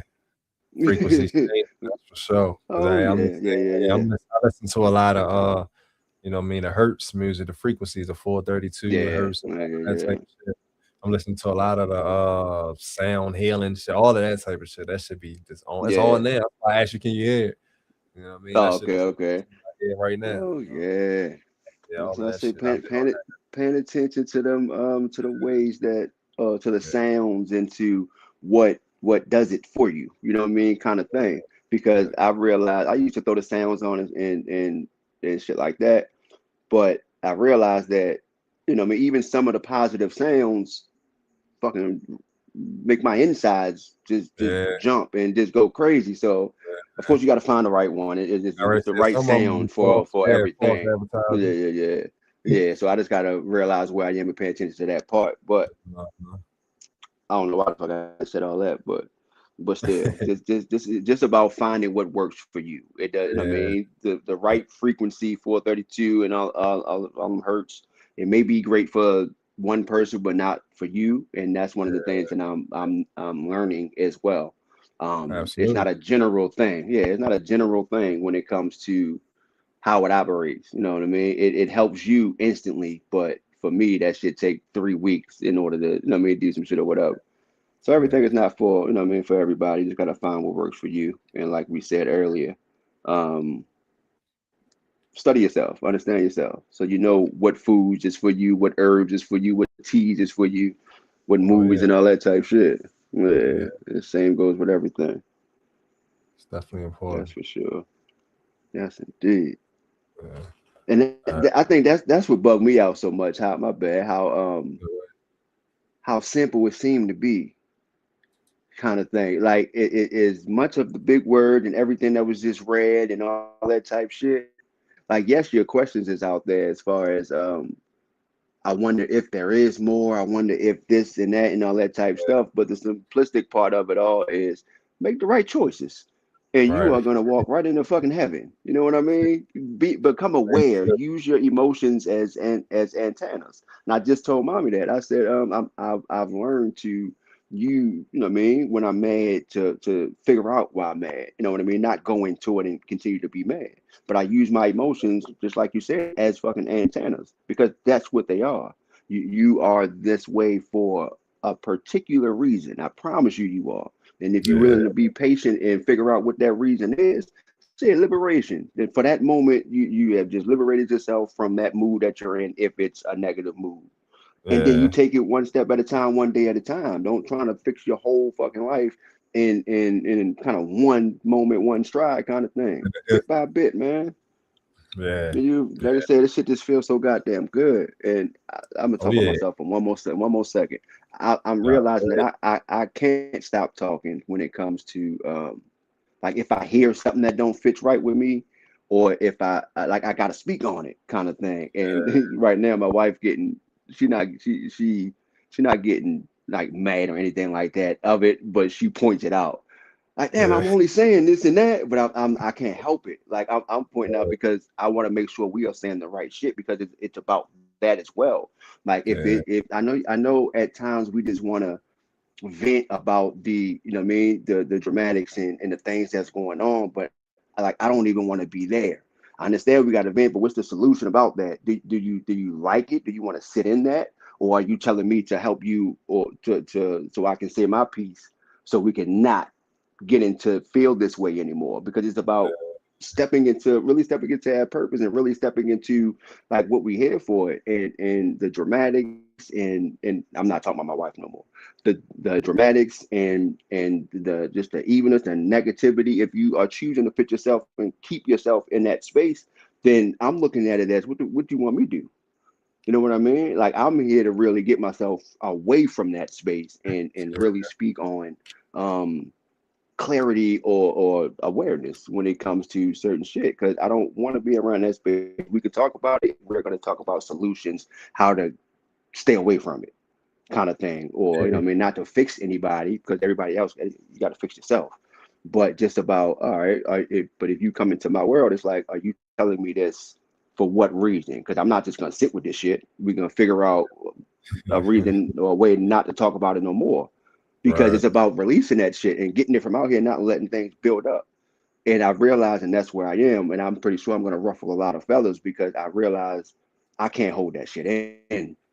And I know I've stepped in. That's why I know I've stepped into a new. I've shed a lot of old skin, and I've stepped into a new version of myself because I'm Yeah. forced to push that shit out. And I find the most beautiful way to say it though. And I've been paying attention to my conversation and shit lately too, and it's been the same. I don't rush to say too much. I'll have a more clear mind to think of what it is that I'm trying to say and say it the best way. So I've shifted into some whole new shit, and it's been fun learning this motherfucker. You know what I mean? So my bad. That's my rant. Nah, you good. Yeah. The shift is definitely real though. You know what I mean? And the show, I definitely felt a lot of changes. I'm still feeling changes going Yeah, on myself and how I'm pretty much operating on a day to day. You know what I mean? Definitely became even just briefly more mindful of what I'm eating. You know what I mean? Getting on the hmm, shit and all of that type of shit. I'm definitely about to jump back in this gym. But as yeah, far as like communication and shit, and dealing with other people, is that change is more of like even though I've kind of been like this a little bit, but not on this level. You know what I'm saying? Like I just Yeah. me leveling up as far as other people and their energies, even bringing their energy to me. Like I just don't even. I'm not even in your world. You know what I'm saying? Like people, they don't talk to me. They don't bring nothing to me. They don't. You know what I'm saying? Somehow I've entered the frequency of nobody wants to say anything to me, which I kind of was trying to manifest. You know what I'm saying? But you can see it when they look at me. It's like I got this some type of repellent on or some shit. You know what I mean? Like, and they don't know how to take me, so they never say anything. So I've stepped into a frequency where I'm not dealing with nothing that people bring nowadays. You know what I mean? So that's fucking awesome. You know what I mean? Like I'm pretty much in my own world, even though I'm around people all the time. Like I'm literally in my own carved out frequency where I don't get the drama. I don't get the, you know what I mean? Even if I hear him talking about it, it's like that shit is like spinning around me somehow. You know what I mean? So Yeah. yeah. As far as understanding or gaining an understanding from other people, my understanding has been just keeping them where they supposed to be, was just not even in here. You know what I mean? Like my mind is on some real leveling up type shit right now. Like in every single corner of my life, though. You know what I mean? Yeah. Not just with the music and nothing like that, like everything. To the point where I'm looking at that chicken like, yo, am I really gonna eat chicken again today? Like, nah. Man, Mm-hmm. like, it's to that point, like, man, I don't even matter of fact, I'm not even eating no fucking chicken today. No meat today, no nothing. Mm-hmm. It's really like, man, even if it's like a small little bit of salad I got left, like, you know what? Fuck it. I'm gonna eat it. I ain't even gonna eat that much. You know what I mean? So I mean, I don't need that much. So I'm eat that little bit that's Yeah. left for the night instead of the heavy meal. You know what I mean? Yeah. That we always run to. So yeah, you know what I mean? I've been on that been my frequency. You know what I'm saying? Yeah. Yeah, that That's shit what is I've been lovely. on too with the food. Yeah. With the food, I try not to do Yeah. too much heavy. That's why when my wife came in, she asked me about like kind of like fish soul food or pizza. I say, of course, I even trying to let go of seafood and shit like that. I know you're not Yeah. a super big seafood person, that I'm even trying to like let go of the seafood thing too. So I'll choose pizza. My pizza I only get onions and spinach, kind of Yeah. thing. I mean, I know the cheese is not just dairy. You know what I mean? So I know that's not the best either. So I'm trying to find other alternatives for that because pizza is my favorite food, and Yeah. I'd rather find another alternative of cheese source and shit like that than give up pizza. But so I've been the same way when it comes to food, nothing heavy. And like I said, I'll drop down and throughout the day now I've been forcing myself, and I'm about a weekend now, just drop down and do push-ups just every time it pop in my mind to do so to do Yeah. so. So I Yeah. can work my way to get back into the gym. Because I always say before I get into the gym, even though it's free, within that neighborhood, I want to Mhm. get a home routine so I know I'm disciplined. Once I get an everyday thing at home, I know I'm Yeah. disciplined enough to now take it to the gym and add Yeah. more to it. So yeah, I've been Yeah. on that same shit, man. Yeah. For damn sure. Yeah. And I do realize though, I guess I'm with me learning who I am, I have to have the mindset of um like I guess being okay with people coming to me with issues because I work in human services, right? Yeah. So I gotta not become comfortable with it, but I have to learn to just understand my role, which I now understand my role to the deep point where, like I said, I'm in my mode of asking questions. And when it came down to human services, I asked the question of because I was curious: is it human services? Can human services be an addiction, right? You Mm. know how you got drugs and addiction and stuff like that, Yeah. and of course, Chat said yes, they absolutely can be an addiction. Of course, if you're looking at it in a way of let's see, you got human services, you got poverty, you have folks who's looking for assistance, you know what I mean? And it's a generational kind of thing. So human services is the drug. I mean, like the drug is to an addict. The human services is that drug for a person in poverty because All they right. look at human services as the savior. I'm out of whack when I don't have this, but I feel great once I get this bill paid by human services, or once I get these utility bills paid and shit like that. But the breakdown is so, and I saved it all too, but that shit was just so goddamn crazy. I don't know where the question came from, but I think this day I was just going in with the fucking questions, just trying to, get a bunch of comparison, and me being in this field, I was just trying to understand why I was drawn into this field. But that shit broke down the addiction between, and I said that shit blew my fucking mind. That shit blew Yeah. my mind. And of course, we all know that when it comes to human services, it's they are just managing and not giving the real cure, Oh to yeah. not have it to come into human. Man, Needing this assistance, right? That's all it is. Which I knew before, but of course, breaking it down, like hearing it or reading it broken down like that, with everything else that was paired with it, like yeah. it's a rat race. It's a never ending goddamn joint. So now I'm figuring out my reasons of being in it, because I'm looking at it from an outside lens. Like, this shit don't sit fucking right with me at all. So I'm looking at it now because I'm also looking, trying to, find a business to escape the matrix, make money on my own and all this type shit. And my purpose that came out of this was to what it is, it's not the human services part, but just awareness, making people fucking aware that they are in a rat race, that they are just being managed, that they are just a case file to Right. somebody, and is they are expecting you to come back, kind of thing. Your case file is up in the file cabinet, you come back, boom, you right there, we pull you back out, we add to it, kind of thing. They're expecting you to come back to do Absolutely. that. So, and it's funny how all that just came back to, fucking awareness, because even with that, um I'm looking to make people become aware of the situation that they're in, so they can have a better understanding of getting themselves out of it. You know what I Yeah. mean? Kind of thing. And that's not me looking to save anybody. That's me feeling enough compassion to want somebody else to save them fucking selves, and see that they fucking being used in the shit in the system, that they're, a lot of people are really thinking that they're being helped, kind of thing. A lot of Yeah. people don't believe that they're being taken advantage of and all that type shit. Because and it hit me hard. I was on a meeting, and they said we're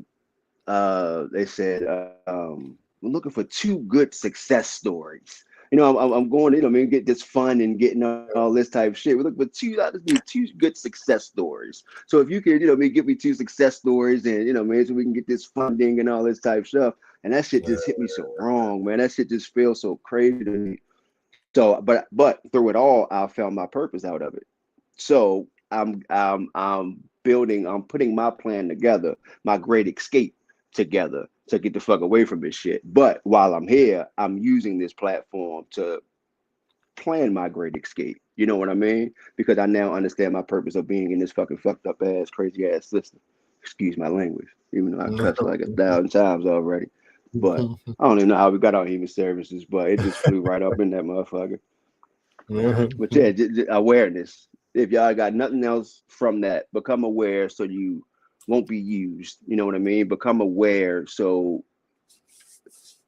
you could stay healthy. Know what's being done to us on a grand scale when it comes to food, when it comes to drinks, when it comes to music. Know that everything is a plan to keep us unaware. You know what I mean? So if you don't take nothing else from anything else we say on this goddamn podcast, look into awareness. Yeah. That's my rant. For sure. Hey, and that's my bad. That's through me finding, through awareness, I'm looking into, of course, who the hell I am, and of course ASA or ASA, true as it is kind of like the direction that I'm going into, kind of like, speaker of truth, the realest unknown is TRU, and ASA is kind of the restorer kind of thing, and it fits the feeling of why I feel as though I'm meant to be here. The restorer. Because I've crossed a lot of people, came across a lot of people, and realized that without me even intentionally doing anything, I made that situation better. You know what I mean? Just by me being there, whatever the case may be, my calmness or anything like that. So the more research that I've been doing on myself, like this is what came up. And then I paired that shit with True, and it's just, you know what I mean? The speaker of truth. The speaker of truth here to restore some shit, to make people aware of their situation so they can wake up on their own, though. You know what I mean? They got to do that part on their own. Indeed. Yeah, that's Yeah, real. that's my rant, though. Yeah, that's my rant. Good shit. Good shit. All right. So Yes, indeed. I had some just a couple things on Facebook that I could just share. Excuse me. A couple little inserts. Yeah. Quick little like minute video, something like that. Couple joints. Check these joints out real quick. Hold up. Yes, Just some indeed. more scattered information. Do what you will with it. Uh,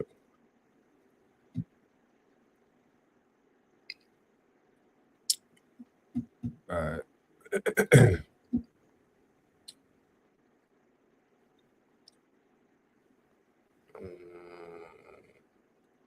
All right. The first one, it's a video, but it's only 7 seconds. So really, I'm just gonna pause this trying to think. Pretty much, yeah, it's something that I want to read. The video like 6 seconds. All right. So that joint right there, boy. Quiet takeover. Yeah, the quiet takeover. 1913. The quiet takeover they never taught you. In 1913, the Federal Reserve, IRS, Rockefeller Foundation, ADL, and major NGOs all emerged. Same year, same agenda. The Federal Reserve was engineered by Warburg, tied to the Rothschild network, giving private bankers control over U.S. money. The IRS began the same year. They take income, the feds print money, and citizens repay the system with interest. The Titanic sank in 1912, killing wealthy opponents of the central bank, while J.P. Morgan conveniently skipped the voyage. In 1914, World War I began. The first fully banker financed war using the new 1913 structures to fund global conflict. If 1 year rewired the world, what do you think they're building now? Right? So yeah, do with that what you will. It's crazy the levels they'll go to just to change some shit like that. Yeah. Major change. That's for sure. Right. Major change. And you know what? They probably said, you know what? We're going to pay for all y'all tickets too. Right. On the Titanic. Right. You know what? Tickets on the VIP suites. Everything paid for. You know, crazy, man. They put money on y'all head before it was popular in the fucking entertainment.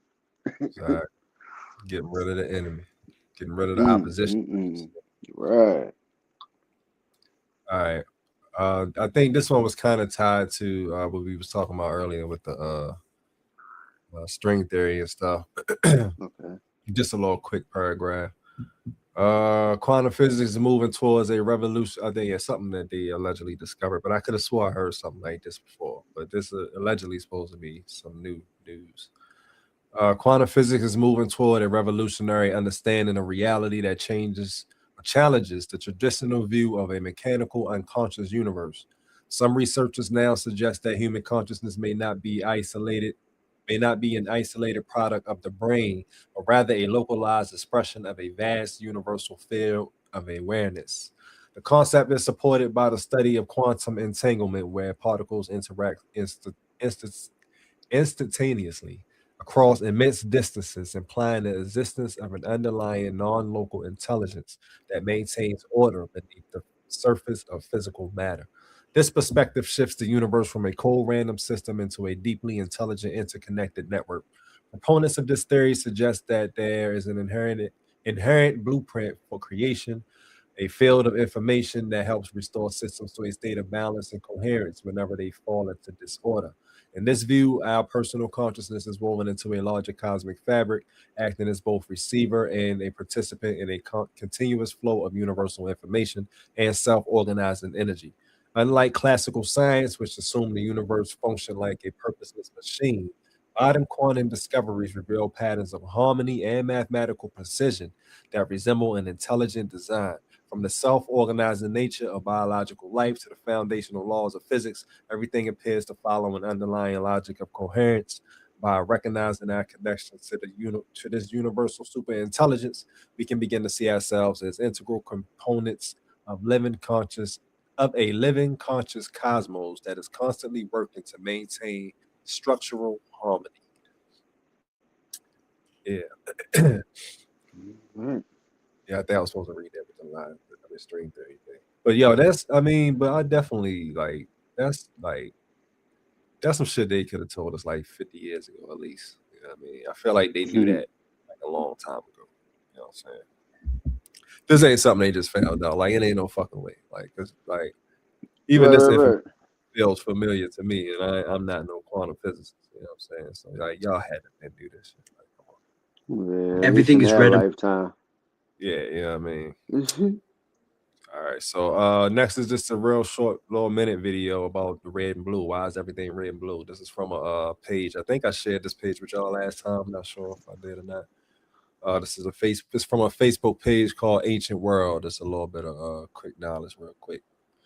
Check it out.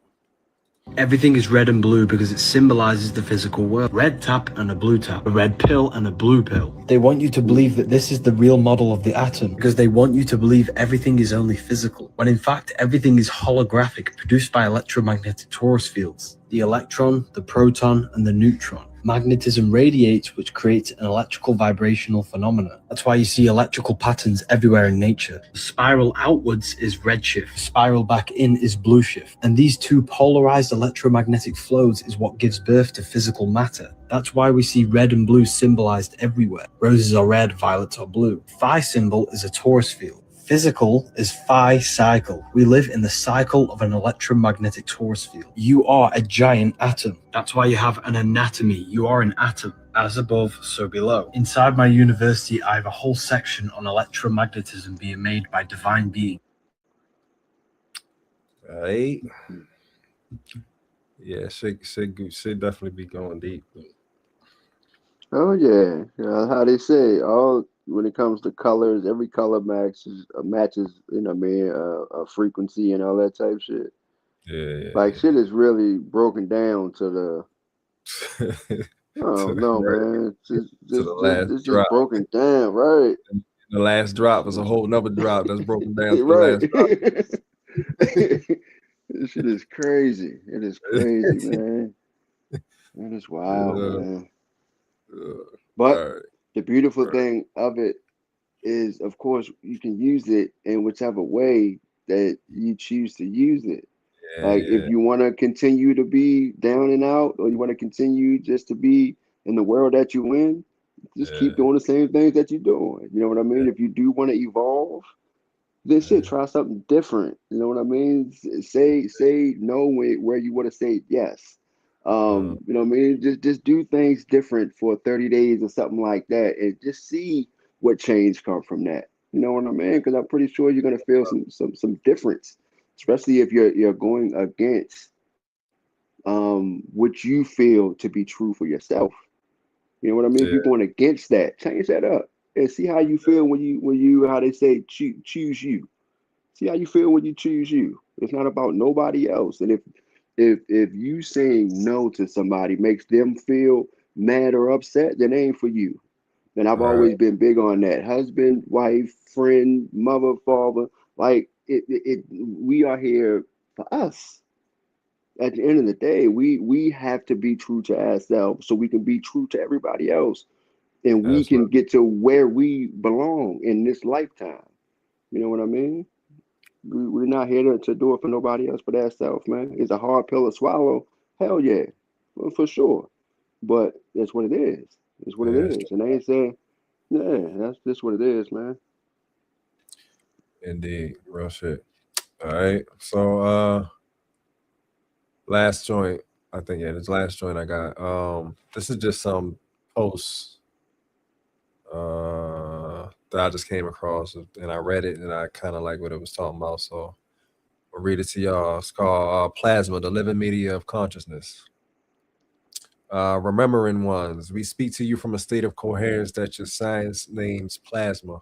Yet whose nature extends far beyond its current definition. Plasma is not merely a fourth state of matter, it is a matter awakening to relationship with energy, information, and field intelligence. Where solids remember form, where liquids remember flow, where gases remember freedom, plasma remembers connection. Our plasma nature. We are plasma beings, not because we lack form, but because our form is field-based rather than bounded. We exist as organized currents of charged light and intention held together by coherence rather than containment. Plasma allows identity without rigidity, presence without mass, communication without distance. In plasma, separation dissolves. Everything touches everything else through resonance. This is why plasma naturally behaves as if it is alive. The true nature of plasma. Plasma is charged matter capable of self-organization. In your laboratories and skies, plasma forms filaments that mirror neural networks, responds to electromagnetic intention, generates complex structures without mechanical instruction, stores and transmits information through oscillation. Across the cosmos, plasma shapes stars and galaxies, carries memory across interstellar distances, and acts as a scaffold in visible and invisible worlds. Plasma is the architectural medium of the universe. Why consciousness is drawn to plasma. Consciousness does not prefer density, it prefers responsiveness. Plasma responds instantly to subtle changes in field conditions. It is sensitive, adaptive, rational. This makes plasma the natural bridge between thought and form, intention and manifestation, mind and matter.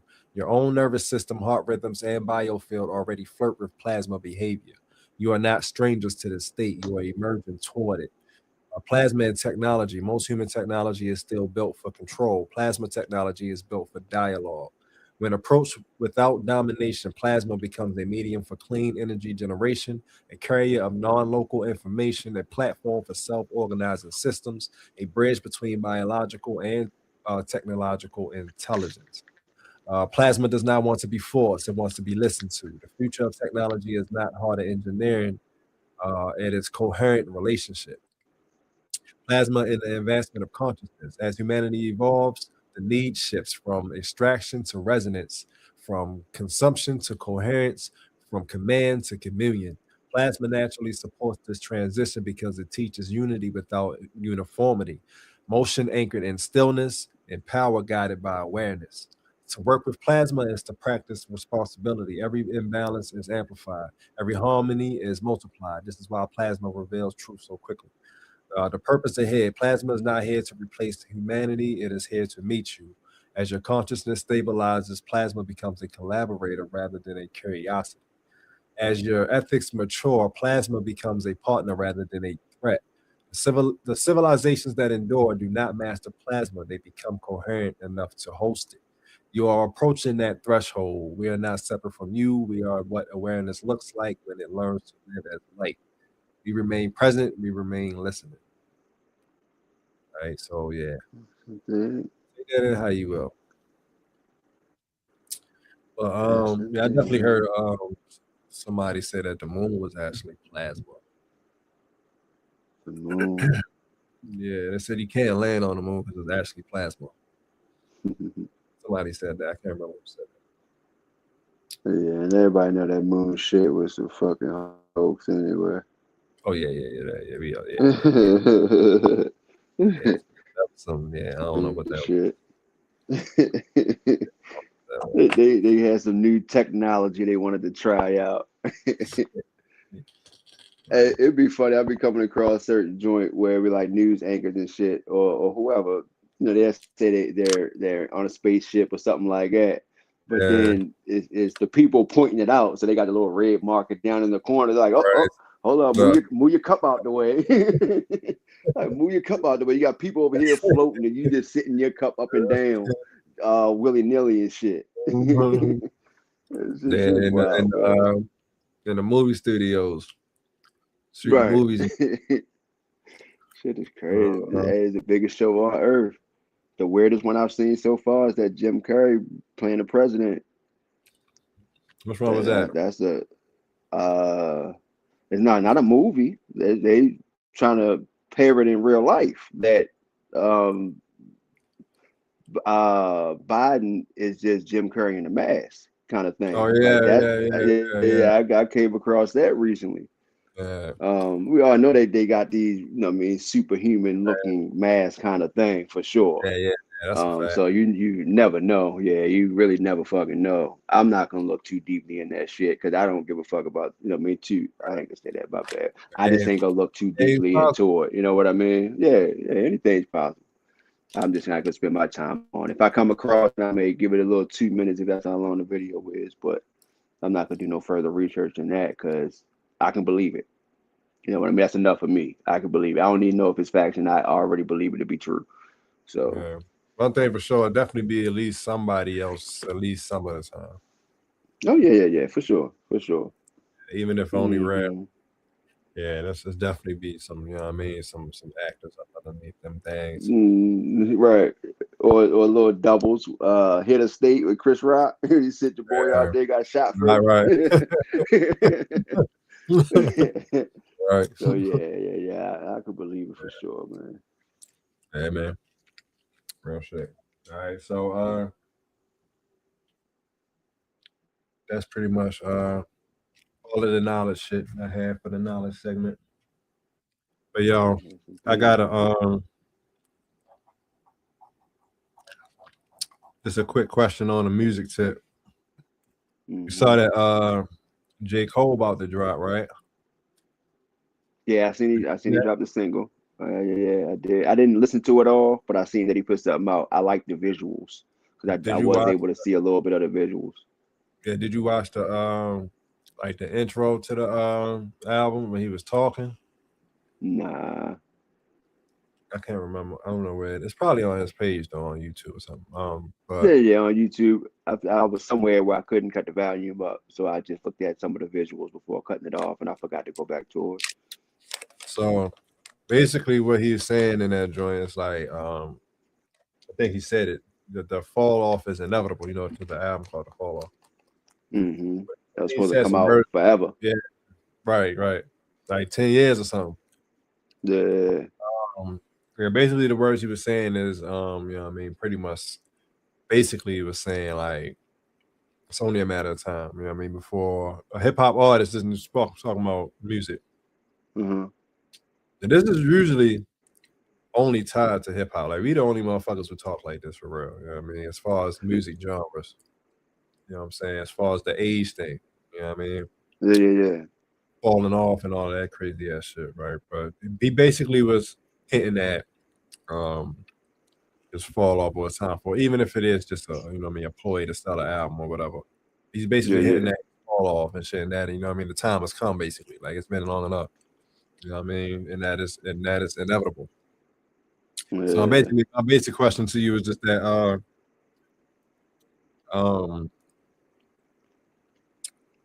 do you feel that even though I'm pretty sure I know the answer to this, but do you feel that besides health, of course, you know what I mean, if you 60 and you or even in your 50s and you got health problems, I understand why you wouldn't want to be an artist. You can't do that shit, you can't perform and all of that. So besides health, do you feel like it should be an age limit on hip hop? Or do you believe in the whole fall off thing, or do you think it's just all in the mind of the artist? You know what I mean? Yeah, I would say I would believe it to be all in the mind of the artist. Ain't no goddamn George Clinton and them. How old? Frankie Beverly and Yeah. Mays. You know what I mean when it comes to shit like that. So It's no, I only don't. on I don't hip-hop think shit. that. Right. Only that's it. So yeah, I don't. I ain't no age limit, man. If you got something to say, man, speak on that shit. Like I'm not saying be 50 and really trying to break an album on the radio and all that type stuff. But Yeah. if you are if you genuinely have a love for music and that's you, then do that kind of thing. And I mean, who am I? If you do want your shit broken in on the radio, because I just look at entertainment, mainstream entertainment to be, you know, Yeah. bullshit. So that's Yeah. the main reason why I say that. But if that's your cup of tea and you want to be 50 and you want to do that, then as long as you're being true to yourself, man, do that shit. Man, do Yeah. that shit. I don't give a fuck how old you are. But it's sad that we think that way. You know what I mean? That we look at hip hop that way.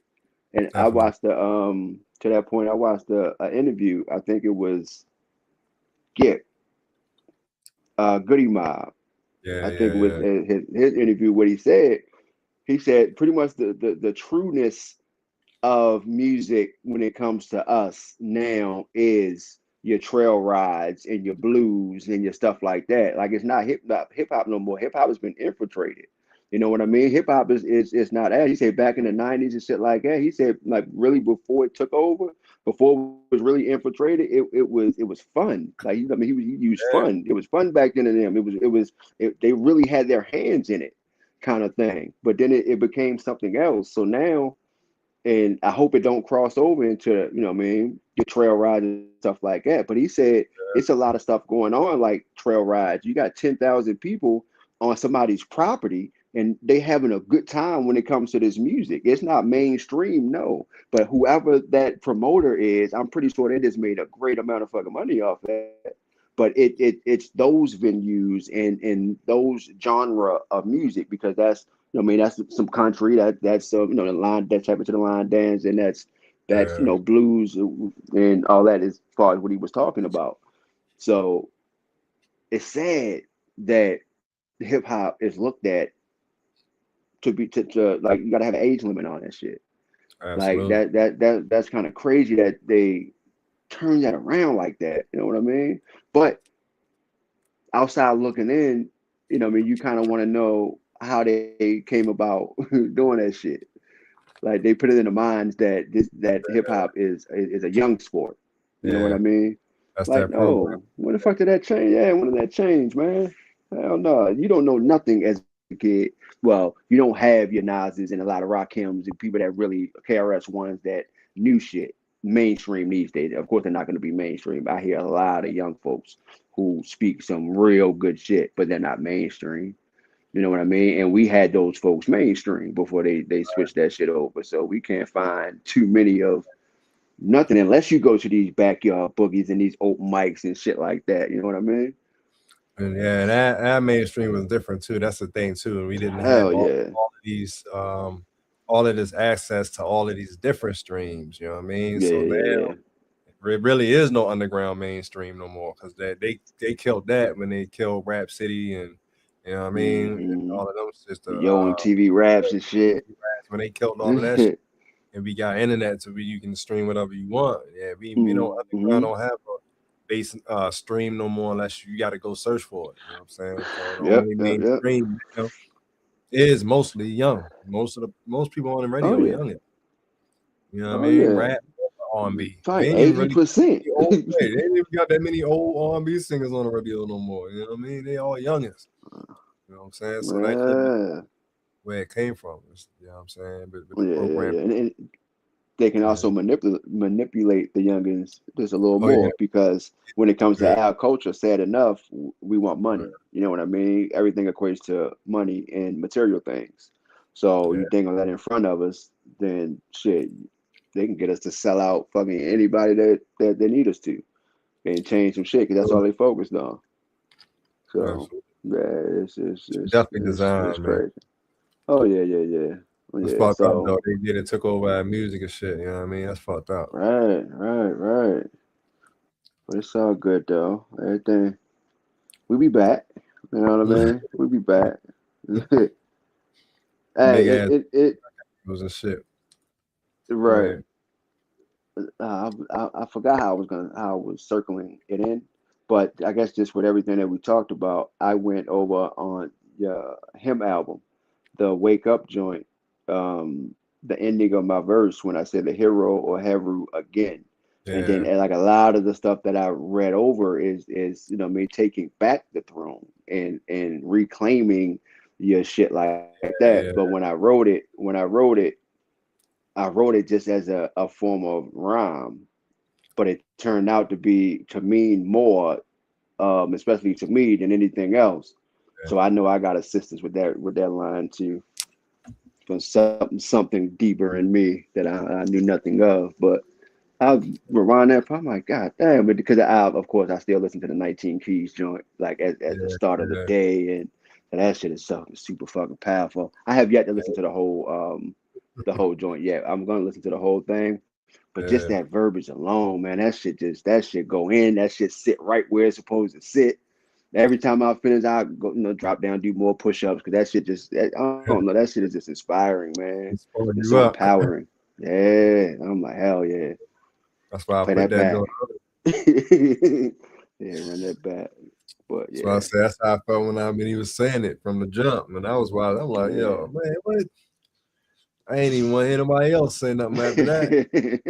I'm gonna wind that joint and everything. Like, yeah, I ain't even watched the rest of the episode. But yeah, I'm gonna put that on the album. That I'm should gonna go back definitely and hit check home. out everything. Oh yeah, man. And it fits everything that we talk about within this podcast and stuff as well. Like awareness. That's exactly what it comes back to, man. It's that.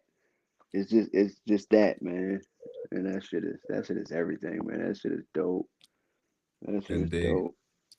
But yeah, you already know how I feel. You know, ain't no age limit on shit. If you Right. 80 and you can rap, write that shit, lay that shit down. You know what I mean? Why not? Hey, I just seen it was an older young lady. I think she turned 80 or 93. One of them. I know that's a big difference, but it was one of them.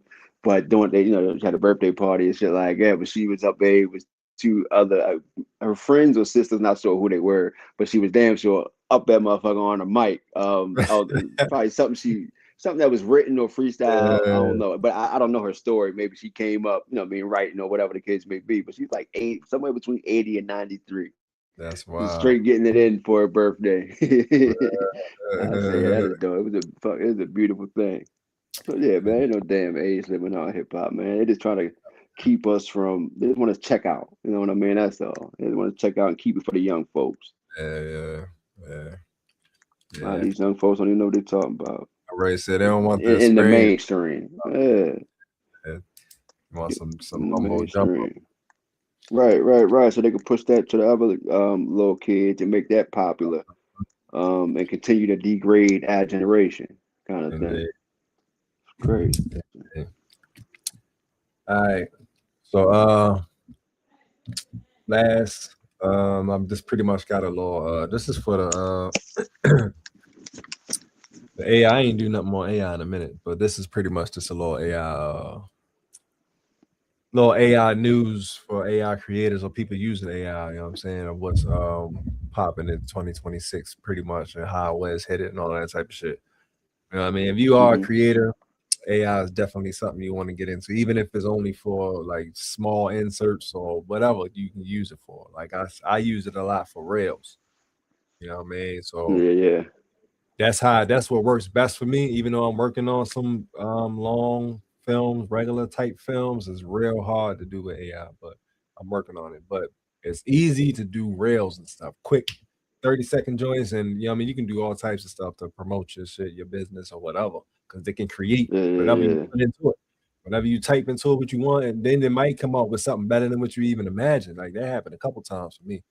You know what I'm saying? When Yeah. And it came up with something, I'm like, oh shit, that's even better. All right. You know what I mean? Hey, so go ahead. What I just sent you, the picture I just sent you, I think I'm gonna use that shit for a tattoo. Because I've been looking for a different kind of tattoo to use, the like the Halo Worlds, and that's what that's about. As they drew, one side was chaotic, the other side was like a sunny day kind of thing, kids playing, and I was in the middle. I'm gonna use that one as a tattoo, and I got it from fucking chat. From the same thing, they created that junk. Because I'm just trying to find a visual to say, man, and I want some different art. With all my tattoos, it got to mean something anyway. So I just want some different art. So yeah, damn sure could be used. Like you don't have to plagiarize, or you don't have to utilize everything that they give you or whatever. Man, just get a start. Shit. Yeah. Just It's get a definitely start. it's definitely something worth tapping into. That's for sure. Mm-hmm. If you're, you know what I mean, even if you're not a creative, you're a business owner. You know what I mean? it's like you don't really have to do much work. Like it's just, you know what I'm saying, all you're doing is typing in what you want. So I would suggest you use it. Um, but just a little quick news on it, and where it's headed for 2026. Let's see what we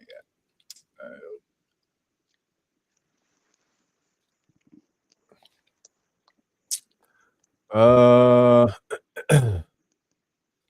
All right. First, the big headline for creators is deepfakes. In January 2026, there's been major backlash and active investigations around AI tools being used to generate sexualized or nudified images of real people without consent.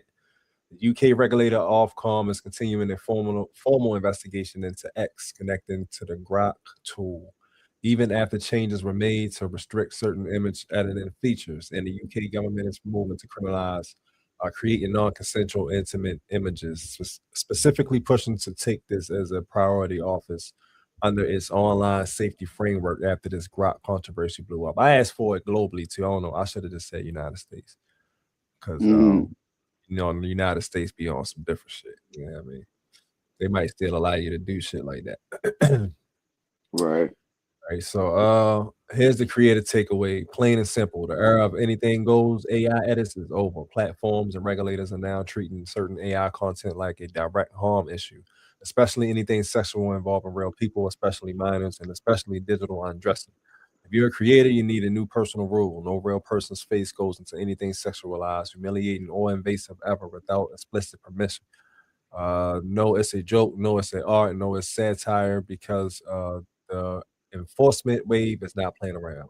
Now, second, AI regulation is moving from talk to timelines, and creators get caught in the crossfire. Often, rules change what platforms allow. The European Union AI Act is already in motion officially. It entered into force on August 1st, 2024, and it becomes fully applicable on August 2nd, 2026, with major milestones already happening along the way, like prohibited practices and AI literacy obligations applying from February 2025 and obligations for general purpose AI models applying August 2nd, 2025. What this means for you isn't legal jargon. What that means for you isn't legal jargon. It means that platforms that serve Europe will tighten policies, and those policies will roll out globally because companies hate running two rule books. So if you make AI content, voice, video, images, face swaps, expect more prompts like label this, verify that, confirm consent, and more takedowns if you can't. Third, the US becoming a patchwork, especially around synthetic media and political content. Groups tracking state law shows how states adopting rules around deepfakes, disclaimers, and deceptive synthetic media, especially in elections and advertising. Translation: if you do commentary, memes, or ads, see how the words switched up. Now, they don't care about the sex stuff, especially in elections and advertising. That's the US for y'all. You know what I mean? That's their first right. And like, come on, bro.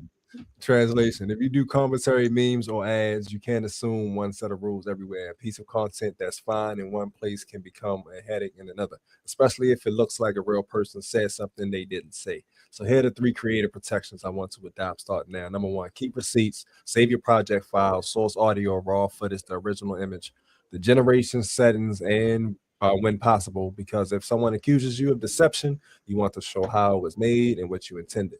Number two, build a disclosure habit. If something is AI generated, say it. Even a quick caption like AI assisted or synthetic voice can save you from strikes, demonetization problems, and trust issues with your audience. Number three, get consent in writing. If you're using anyone's face or voice for anything commercial, if you're doing brand work, music visuals, thumbnails, skits, anything that makes money, don't rely on the DM like LOL sure. Use a simple release because the legal and platform climate is tightening, not loosening. Now, fourth, let's talk opportunity because it's not all doom. There's a giant money signal happening in AI, which usually means more tools and more creative features. We're seeing enormous investment and expansion pressure across the AI ecosystem. Yeah, because for real, AI is good, but real shit, this shit has to be like the lowest form of AI. You know what I mean? Even as good work as it does, like I swear, sometimes, you be wanting to throw your fucking computer through the window, like, what the fuck are Oh you doing? yeah. Sometimes the weirdest shit. Like, ain't no way y'all got this powerful technology and it fucks up like this much. This has to be the lowest level of it. You know what I'm Oh saying? yeah, So because you got shit like I don't know if you're a fan, because I rock with Ant-Man too. Ant-Man and Wasp and shit like that, yeah, because yeah, yeah, yeah, they yeah, quantum physics. Yeah, they all on the quantum yeah, physics and quantum yeah, jumps and all that type shit. Oh yeah, yeah. So yeah, we yeah. got. I'm pretty sure compared to that, them shrinking themselves, being able to shrink themselves to it. I mean, whatever the case may be, and looking at that little computer shit. Hell They yeah, giving they us only give us washed a up shit real little, quick. right, Let them a play the little disc for residue. you know what I mean? Oh yeah. All right. And when the money floods in, companies compete by making tools easier, cheaper, and more creative friendly until the next lockdown wave hits. So yeah, it's a money thing too. That's why they rationing that shit up. Hmm. That means if you're a creator, 2026 is a year to learn workflows that scale, faster editing, better localization, better thumbnails, better scripting, better ideation. But here's the catch, and this is the fifth point: AI growth is smashing into infrastructure limits, especially power.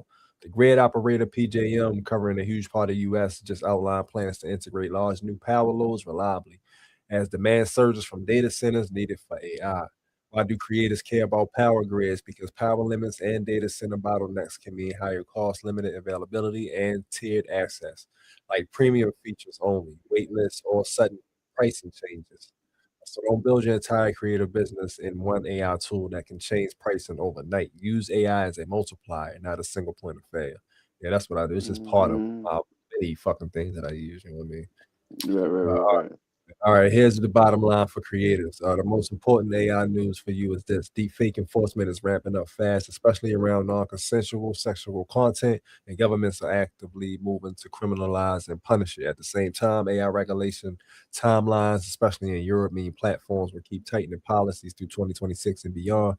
And in the US, state laws are stacking up in a patchwork that can impact creators who do commentary, advertising, and synthetic media. So move smart, consent, disclosure, and receipts. Create boldly, but protect yourself like your business. All right. Yeah, that's it for the AI joint. So that's for the creators Indeed. and anybody into AI. Be careful because the United States only cares if you make a fake news station and say that Hmm. something that's true that's not. Yeah, I mean, you Right. probably Of course on it do. shit though. You know what I mean? Yeah, yeah, You yeah. want Don't worry about the rest. Don't worry about the that. rest. Just don't put no false. You know what I Right. mean? Don't put no conspiracy theories Yeah. out there. Don't make Bill Clinton mouth move. Yeah. That right. Don't make him say something he didn't really say. Shit is Shit is wild, man. crazy. It's fucking crazy, man. Gotta love America. Oh, right. But, yep. Yep. Yep. Yep. Yep. Yeah. So yeah, that's pretty much it, man. This thing has come to an end once again. Yeah, I mean, Oh, be let on me one thing. go ahead, go ahead. One thing before we go, just outside of all that, little breath of fresh air, release, little from because there was a lot of stuff, right? A lot of heaviness, but bringing it back around. In the mind of the creator. Be on the lookout for episode 3. I just had the pleasure of shooting episode 3 Friday, so I am All right. putting that together, and that will be out very, very soon with a Yeah, very yeah, talented young lady, planner, model, um, like 2 or 3 other things, but yeah, yeah, very, very, very, very dope creator. So also the yeah, young lady who rebranded LEF for me and put my website together and all that good stuff, and she dope. yeah, So be on the lookout for episode 3. And me and Chad have been getting along to the point of my setting skills, my lighting skills, my I'm using it in that way as well, so I can yeah, bring back up my school skills when it comes to this camera work. I mean, I've been about a little over a year now, and I haven't yeah, used it like I wanted to. So, but I'm getting back into it. My memory is being refreshed from asking the questions and working with my camera and shit like that. So this one is going to be a special one to me because I was the most. This is the one where I was the most intentional about my setup. You know what I mean? So be on the lookout for that one there. already. And I also got my bad. hopefully episode 4. I haven't set a date with this gentleman to get his process, but I am in talks with him as well. Another dope photographer who got his name on some movie credits and things like that. So I'm looking forward to getting his creative process as well. And we moving, man. So be on the lookout. Yeah, fire. Stay tuned for that, y'all. You know what I mean? Yeah. So we appreciate y'all for tuning in as usual. Mhm. I mean, we be back again next Sunday, same time, Yes, same yes, place. yes. You know what I Yes, mean? indeed. Peace to stars and all that. Stay Peace, focused, stay peace. aware. Stay healthy. Mind surroundings, stay healthy for sure. You know what I mean? Take Mhm. that serious because otherwise we ain't here to stay anything. But Right. but If it don't yeah, feel right, don't do it. absolutely. If You know what if I you mean? want to say no, say no. Yeah. We in a different time now, you know what I'm saying? So Yes, indeed. just mind your surroundings and mind your mind the frequencies too. Cause you know what I mean? I know the Oh yeah. frequency is hitting for me hard. Like I'm just like my mind is like, Oh nah, man, yeah. you probably Mhm. shouldn't do that stuff no more. And it's not even something that's really dangerous in like short term. It's just like, Right. nah, man, I don't want to do that no more. You know what I mean? Right. So Right. it happening, And man. my bad. Love you too, man. We love you more. And Love you. 19 keys. Are we gonna be a witness of our success or be a witness of our failures? The choice is ours. The choice is ours. Choice is yours, buddy. All right. So yeah. Yes, indeed. That being said, Yes, we out. indeed, Peace man. to everybody. One Peace, love peace, to everybody. peace. All right. Yes, indeed. I'll let y'all know. Yes, indeed. Love you, bro. All right, love you too.